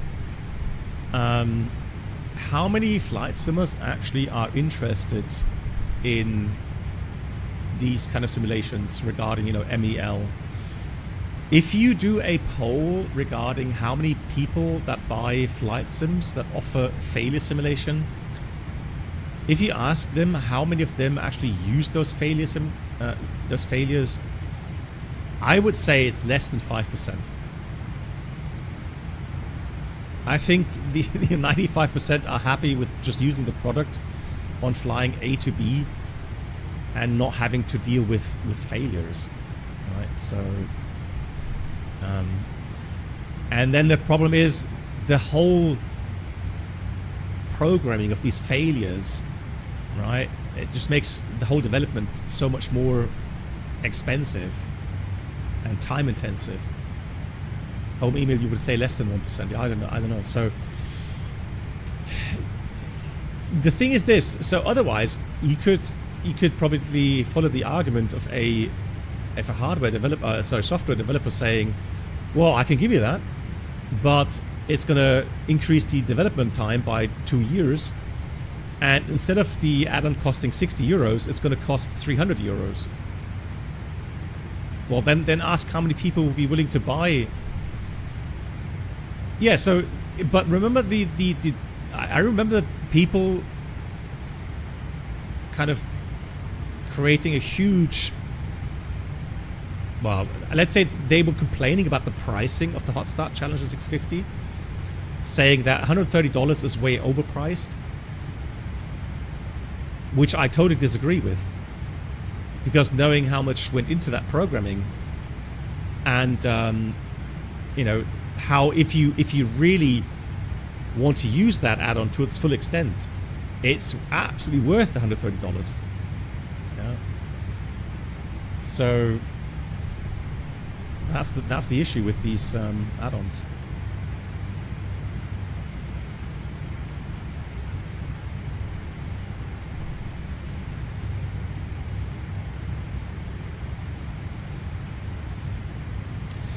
Franz, if you and Franz, I think you've been in flight sim business for a long time as well, right? So if I go back to my beginning of, you know, in 1990, first flight sims that we got there, looking at how far we've gotten now, I agree. I mean, these add-ons have become so good that, yes, of course, there's always things to improve and there's always things that could be better, but let's face it, for us with the immersion, right, that we get these days, and the pricing, and now even the hardware prices are coming down like crazy. We're seeing people, you know, the dedicated flight simmers creating their own home cockpits now for, let's say, how much would you have to invest now for an A320 from Winwing? Like $2,000, $3,000, maybe less than that even. So you can get like a force feedback joystick. You can get the overhead panel. You can get the autopilot panel. Now the thrust levers. So the pedestal. We're going to get the radio management panel, the audio control panel, etc., etc. Right? I mean, the MCDU. And again, that increases immersion, and so it's fantastic. You start in 1984, yeah, there we go. Yeah.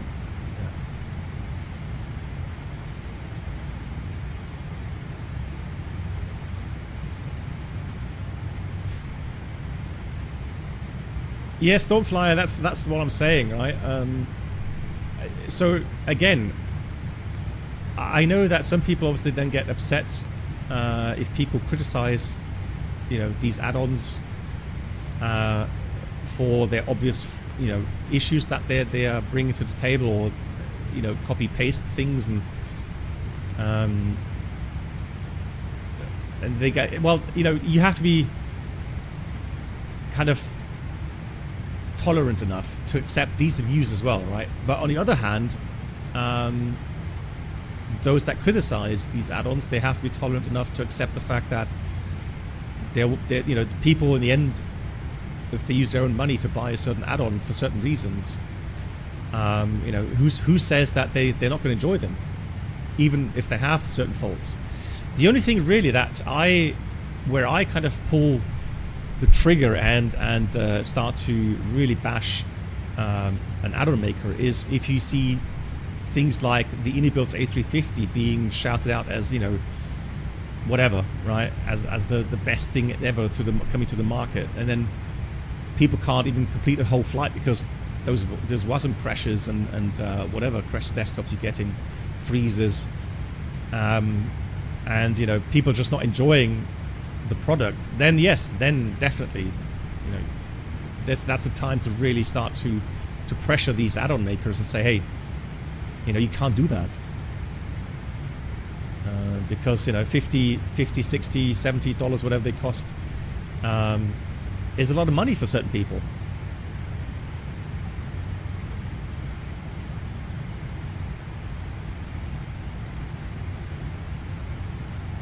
Yeah, Zipchi, and I think, you know, like I said, there's add-ons that will support you in that, right?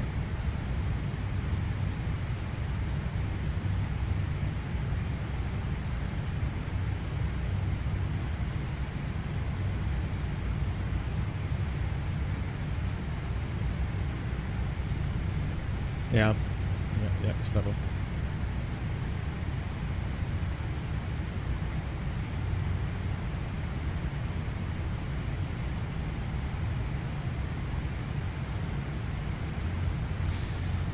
Yeah, and another thing I've complained a lot about, the issues Microsoft FlightSim is in kind of forcing onto add-on makers. And I know Bruno doesn't agree with me fully on that. But I think it is possible to get some good aircraft simulations, right? Especially being able to tweak with external flight models, with external engine models, etc. So there are possibilities, right? That you can do and use, but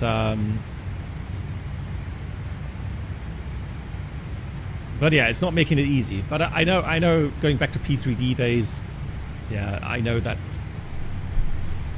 it can create a whole lot of other issues, and then, you know, software becoming unstable, and then people blaming Lockheed Martin for this to crash the desktop when in fact it's usually the faulty add-ons or badly programmed add-ons.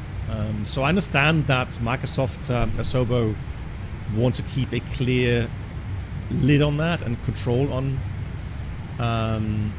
that. I understand that, right? But again, it's just creating other issues in this case. So it's a kind of a delicate mixture.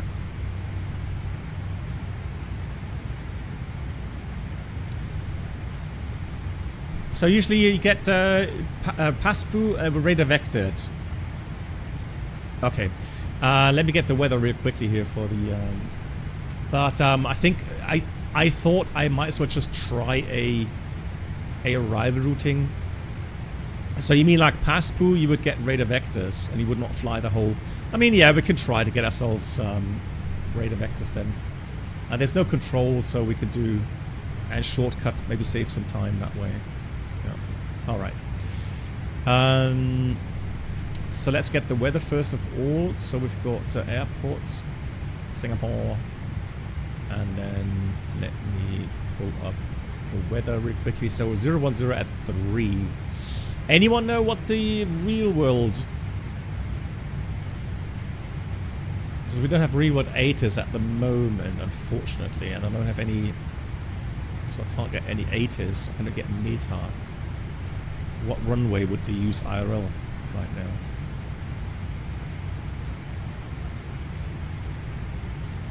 Oh yeah, Bruno, on this I fully agree with you. If you and me, we go back a long time as well now, right? We've been in FSX, we've been in P3D. We know from streams that I had where literally there were no streams without crashed desktops. So it would be normal to get 2 or 3 crashed desktops in a stream, right?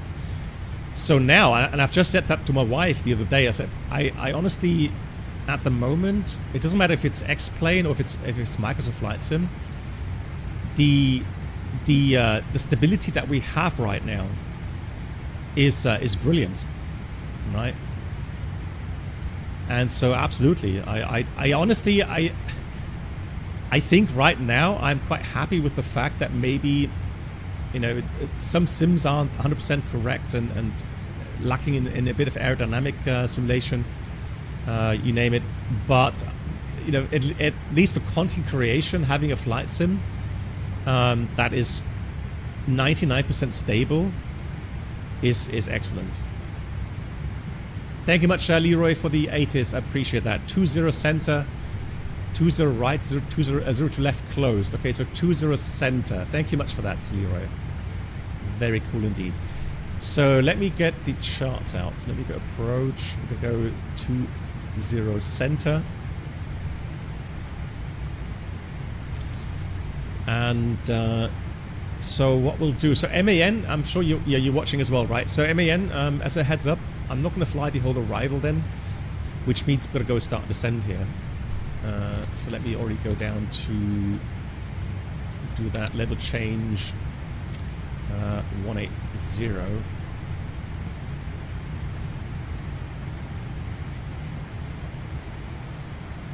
Yeah, Bruno, exactly.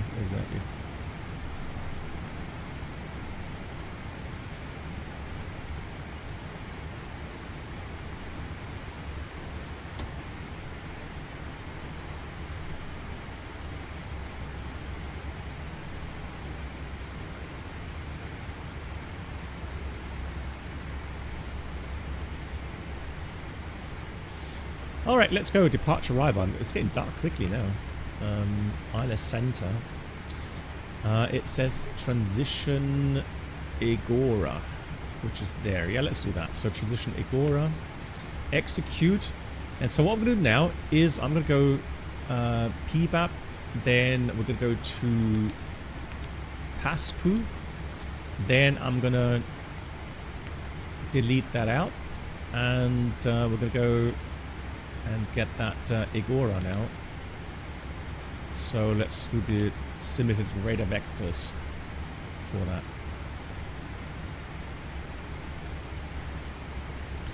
So we got some smaller returns on the radar screen, but nothing major. I would have loved to show you guys some thunderstorms, no doubt.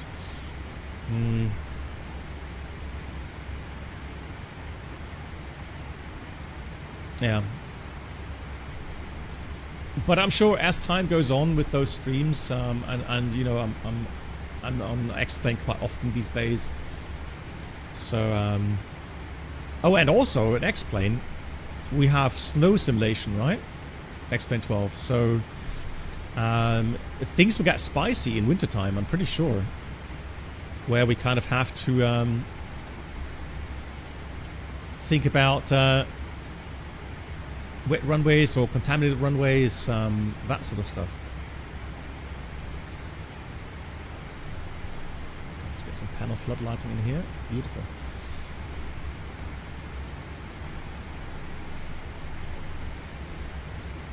Nice.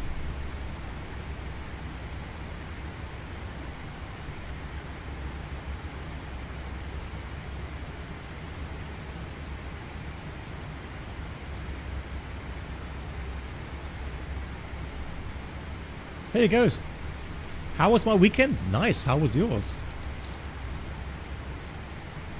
I mean, I'm busy, no doubt. I'm very busy at the moment.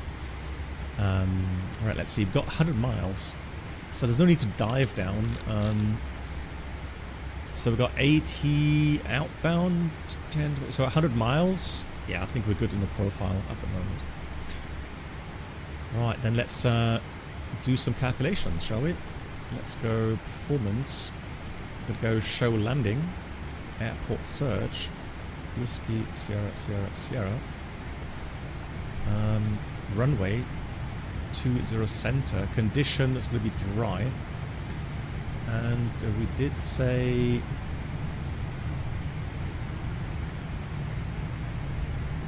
we have the wind 010 at 3.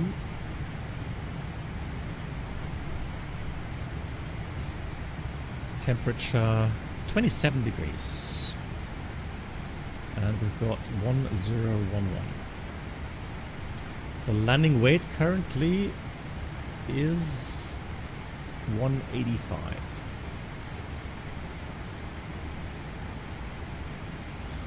Let's add 5 knots. We'll use no reverser credit. Let's try flap 25 landing. Anti-ice off. Brakes will go with 2. Calculate. So with automatic 2, flaps 25, it says we need about 2,700 meters. And we have available a lot more. So let's have a look at the chart here. So 20 center. It's a 4,000 meter long runway. There's no big display threshold or anything, so definitely enough. So we're going to vacate to the right, probably Tango 8. And then taxi to the terminal. South apron or something, or this side. Cool. So let's do a quick briefing here. ILS 20 center sectors fairly low. So we've got 1900, 3100, 1700, 2000. So usually I would say the way we're coming in, yeah, 3100 is absolutely safe in that case. Initial intercept 4.5. Elalu will go on the glide slope. Final is 1500 at Elmin. We have a minimum Cat 1 ILS. We could do 2.8%, no problem. 220 on the minimum. 220 is set. And the missed approach is we're going to climb 4,000 outbound Victor Tango Kilo radio 203 to Eslux, which is 6.7 east from Victor Tango Kilo, and then turn left heading 130 and intercept the outbound radial from Victor Tango Kilo 158 to Ixomo, and then we'll start another approach. Cool. No hotspots taxiing in, and also special threats. Weather is good now. Oh, beautiful. Look at that. Oh, yeah. That was great.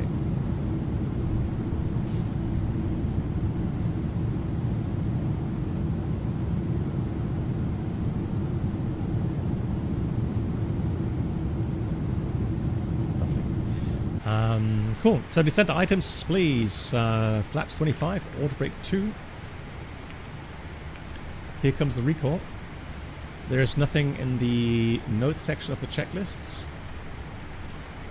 And let's read the descent checklist. Recall check, notes check, auto brake 2, landing data, VREF 135, minimum baro 220 feet, approach briefing completed, descent check is complete.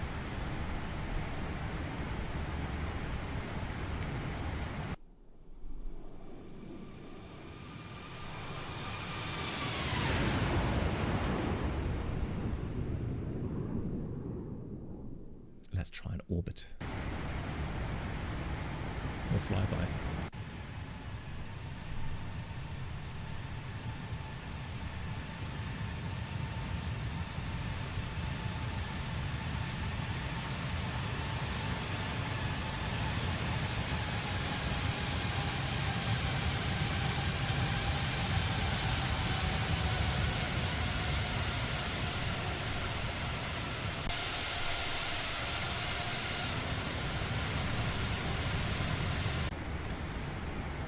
Rightio. Where's my floodlight? Down here. That's that here as well.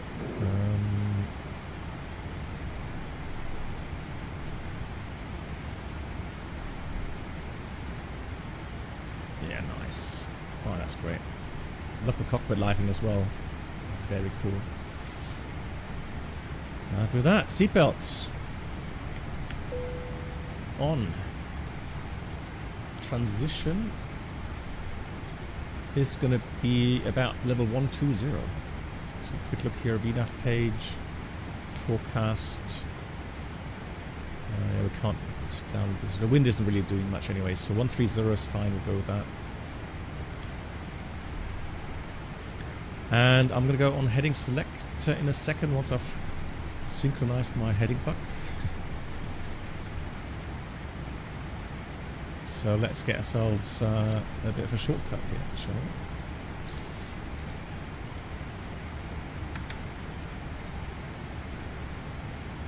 So we've got 40 miles, 12,000 feet. Yeah, we're behind the bridge now.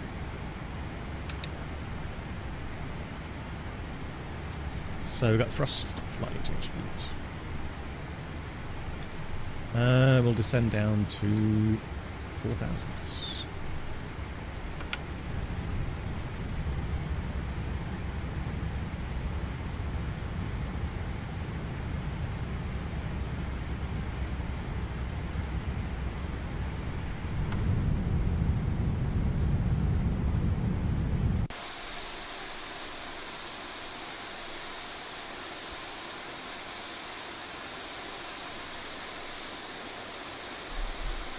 And I do like the variations, the cloud variations now.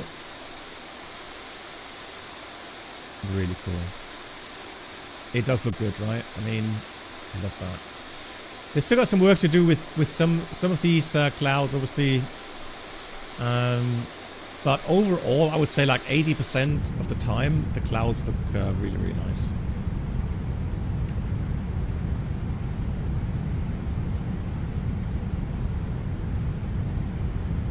Singapore traffic, Singapore 763 Heavy is 30 miles north of the field for straight-in ILS 20 center in Singapore.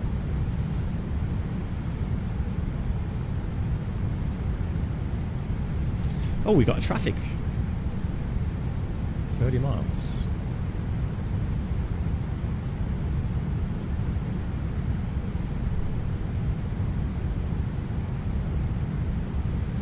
Many times, Ghost. Yeah, on the 747 now. Many, many times. Singapore was one of my favorite stops. My parents used to live in Kuala Lumpur. And so while I was on the long range, I was on long range between 1999 and 2007. And back then I visited my parents very often.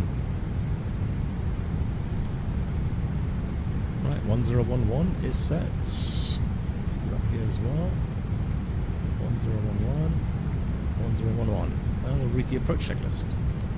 Approach altimeters, yeah, 1011, 11.4. Checked. Approach checklist complete.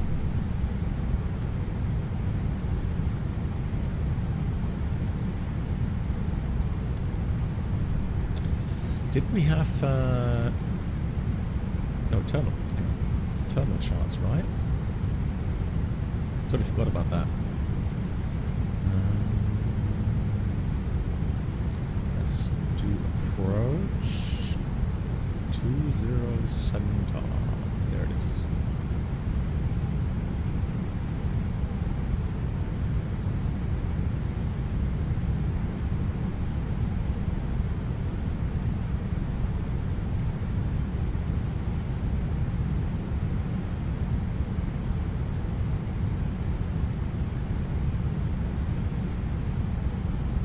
Oh yeah, it could be, yeah. Right, I've got a... And Singapore traffic. Singapore Airlines 763. We'll do a 360 to give way to the aircraft that is currently at around 6,000 feet.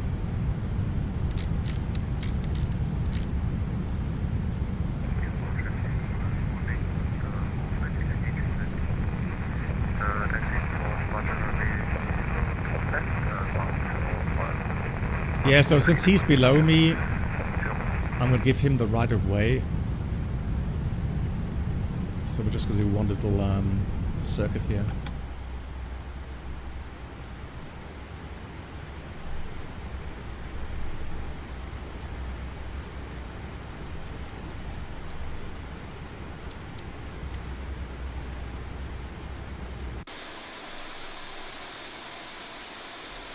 Yeah, I was hoping I could get in before, but that's the traffic there. So again, I don't want to cut off someone who's in the approach.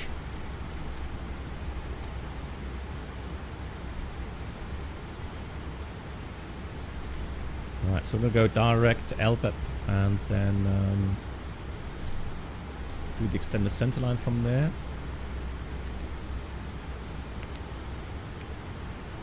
So intercept 203. Execute. There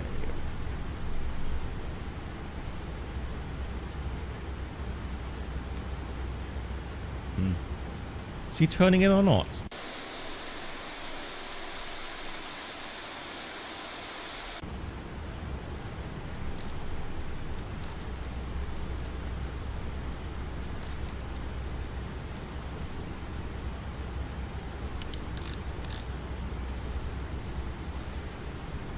The VNAV, honestly, the times that I've tried it, I found it reliable. Yes.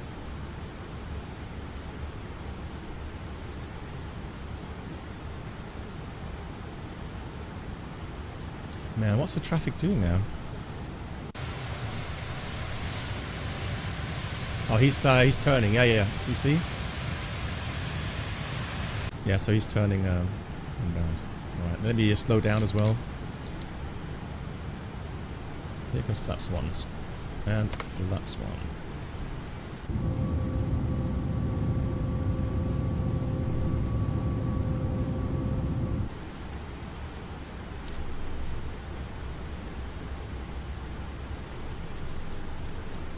So India Charlie Charlie is identified. Out.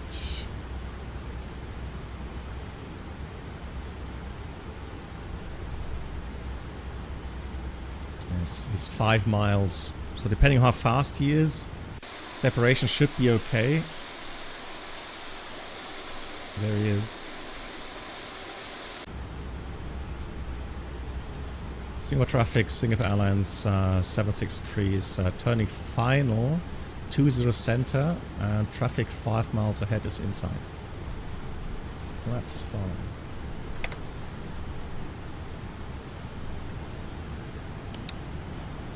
So we have localizer glide slope indicated. We'll slow down further here. 5 miles should be good. Not hearing any radio calls from that guy in front of me, which is a shame, but yes. Oh, he's actually going right. Lol. Well, disregard then. Lock. Singapore traffic, check radio please, Paulista 7444.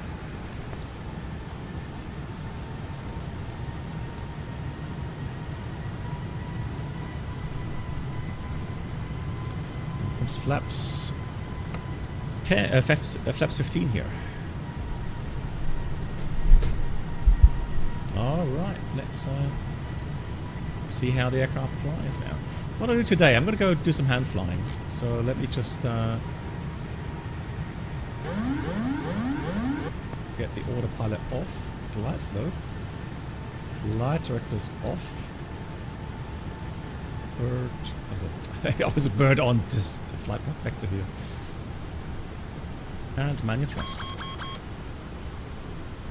Singapore traffic, Singapore 713, now turning final for the 4,000 missed approach set.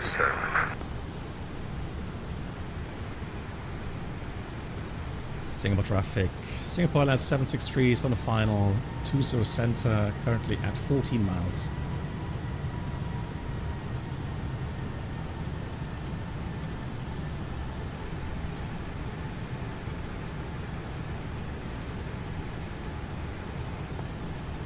Singapore traffic, Singapore 713 is on 35 miles.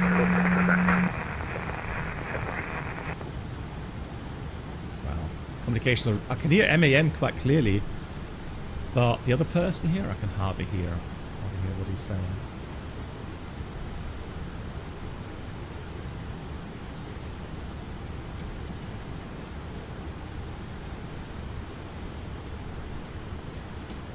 Good, 4,000 missed approach set. I'm going to check LBAP at 2,500, make sure we're in the correct glide slope.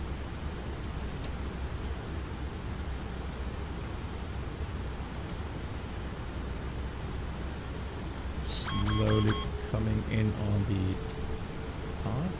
Yeah, altitude alert, going to ignore that. I'll cancel that. Right. Wind is a little bit from the left. Let's correct that.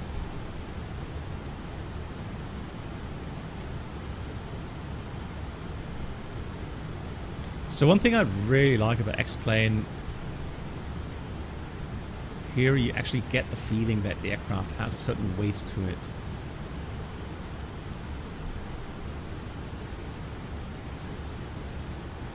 It feels natural, which is nice. Landing lights, thank you. Excellent. Nice. I'm going to put these on already as well. Oh, it's still a bit high in the profile, 180 knots, so 1,000 feet per minute should be fine. I'll just get 1,300 here. Let's get the gear down. Ooh, yes, right.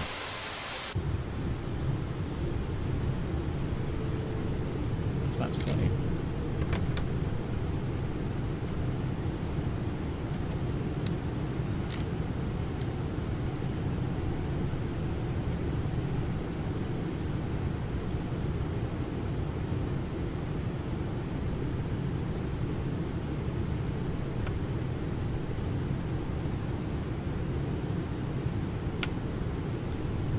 Brakes armed and flaps 25. Final setting. +5.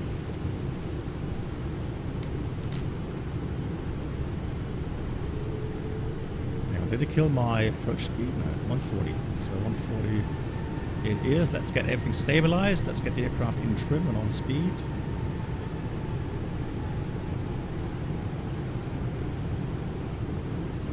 Singapore traffic, Singapore Airlines 763. 4 miles final, 20 center in Singapore.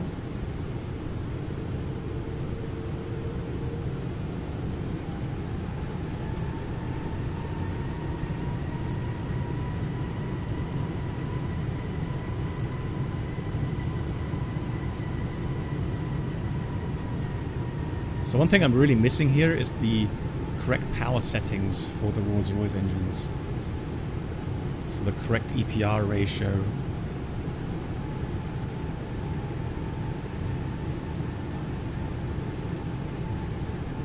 Seems to be okay now. 1,000. 1,000 checked, so 1.06 roundabout.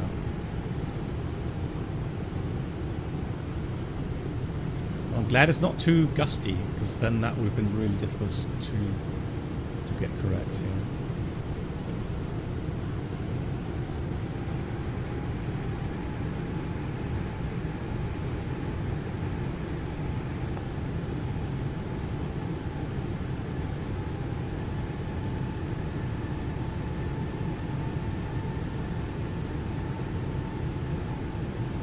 $500.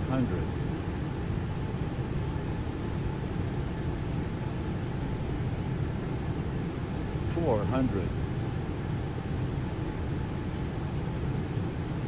300. Approaching minimums. 200. Minimums. Continue.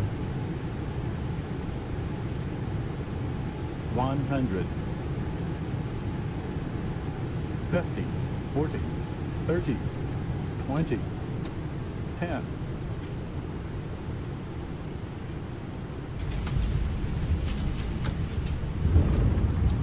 Right, speed brakes up, reverse are normal.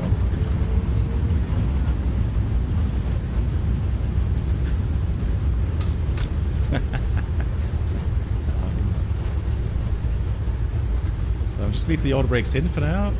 Here we go. 80 knots, 60 knots actually. Lol, what happened now? That's how pros do. Huh?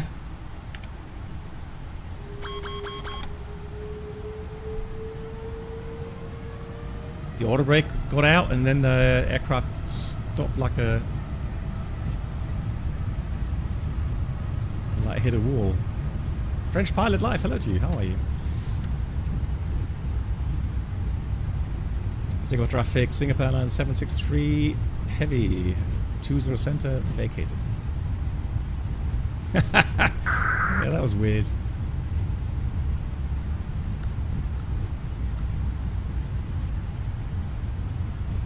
Singapore traffic, Singapore Airlines 713 on a 12-mile final, runway 20 center. That strokes come off. Start the APU. So let's taxi back here.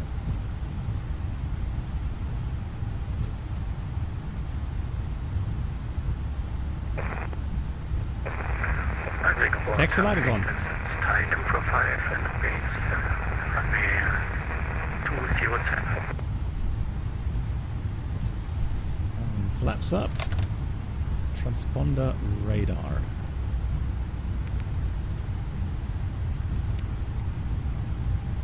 TCAS is off. Yeah, I don't know what happened with the brakes there. Why they were doing fast. The auto brake was fine, and then it got kicked out, and then suddenly just really had like max braking, which is a bit weird. Not sure what happened there. Terrain with the radar off.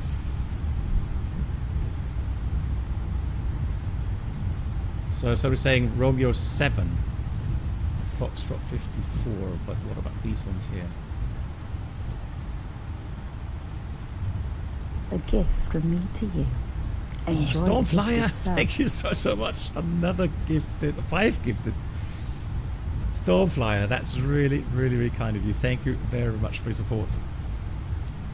It's my pleasure. Now, back in the days, I mean, not just me. It was a big round of applause first of all, Stormflyer. So all that just been gifted a sub from Stormflyer. Please say a big thank you to him. So I've been here many times, IRL, and a lot of people are, of course, saying that this airport is the best in the world. So I would definitely agree with that. It is excellent in many ways, especially for passengers.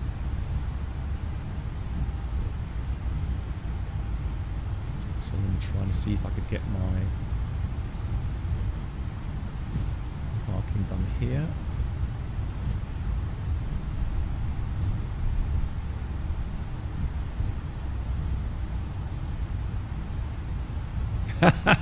Yeah, Ghost. No, Frankfurt is definitely not the best airport in the world, no. I think we can all agree on that. And once again, Stormflyer, thank you very much. And then big shout out again to MAN and Nate for their gifted subs, and also Aviamar as well. Thank you so much for your gifted sub too. Singapore traffic, Singapore airline 743 taxi to runway 20 center. Oh, flaps are on, hang on. Why are flaps up? Test. Alrighty. So the APU is running. Just waiting for the flaps now. Shutdown items. Singapore traffic. Thai 255 is on a 10 miles final runway 20 center. Signs off. Beacon off. And then we'll do the over panel. So we're going to go this side first. Singapore traffic. Singapore 713 on short final runway 20 center. Alright, let's see. Short final. So here he is. That's MAN coming in. Look at that. Beautiful. It's a beautiful airport. Here we go, MAN. Let's see. Yeah, Munich is good, yeah. What do you mean? What, your ears? What was loud? No pressure, exactly.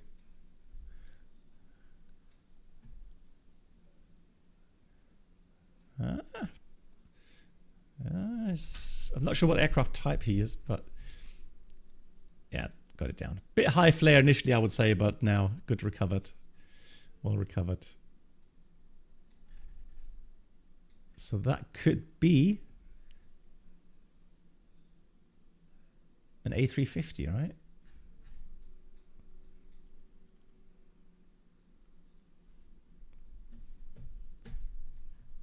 Let's see.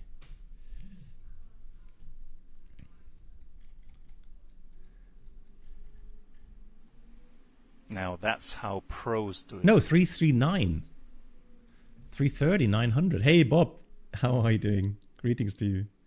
Oh, someone's mic on VATSIM. Yeah, that's always an issue, isn't it? Sometimes where...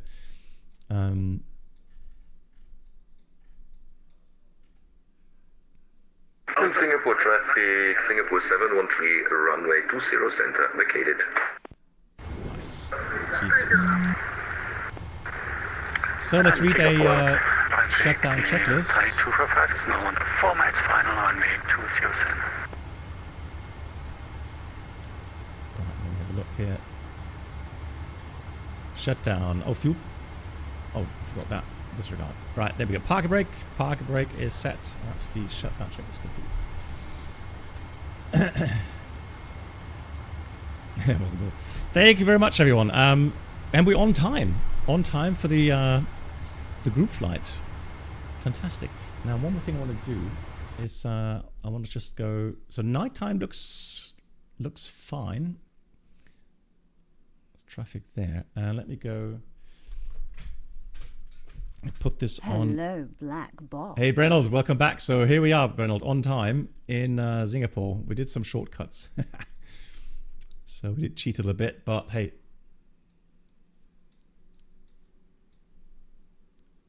Lovely.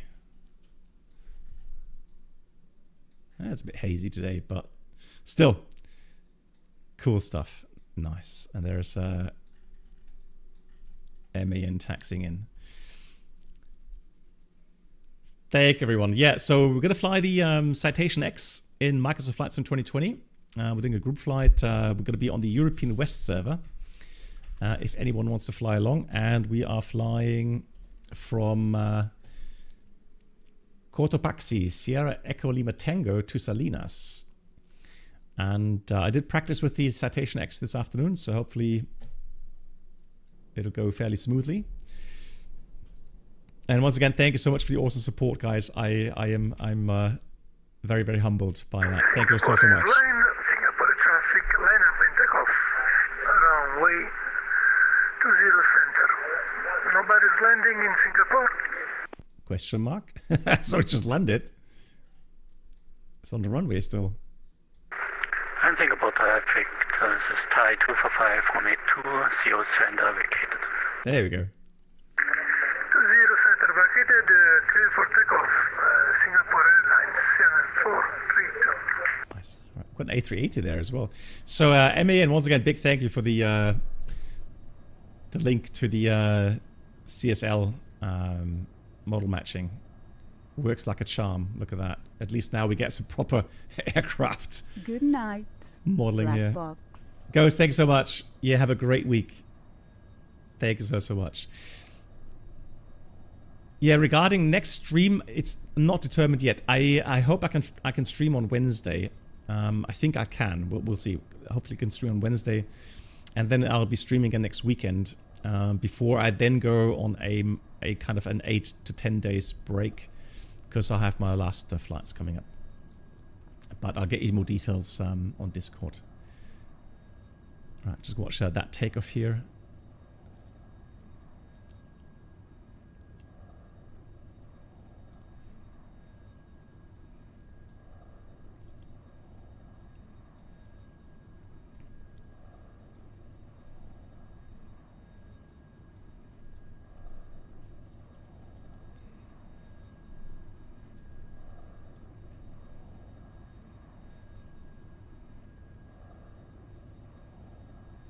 There he goes. Successful takeoff. GG. Nice, guys. Thank you so much for flying along. And yeah, give me 10 minutes, 10, 15 minutes. I'll be back again in time for the group flight. Thank you once again so much for the awesome support. Take care, everyone. See you soon.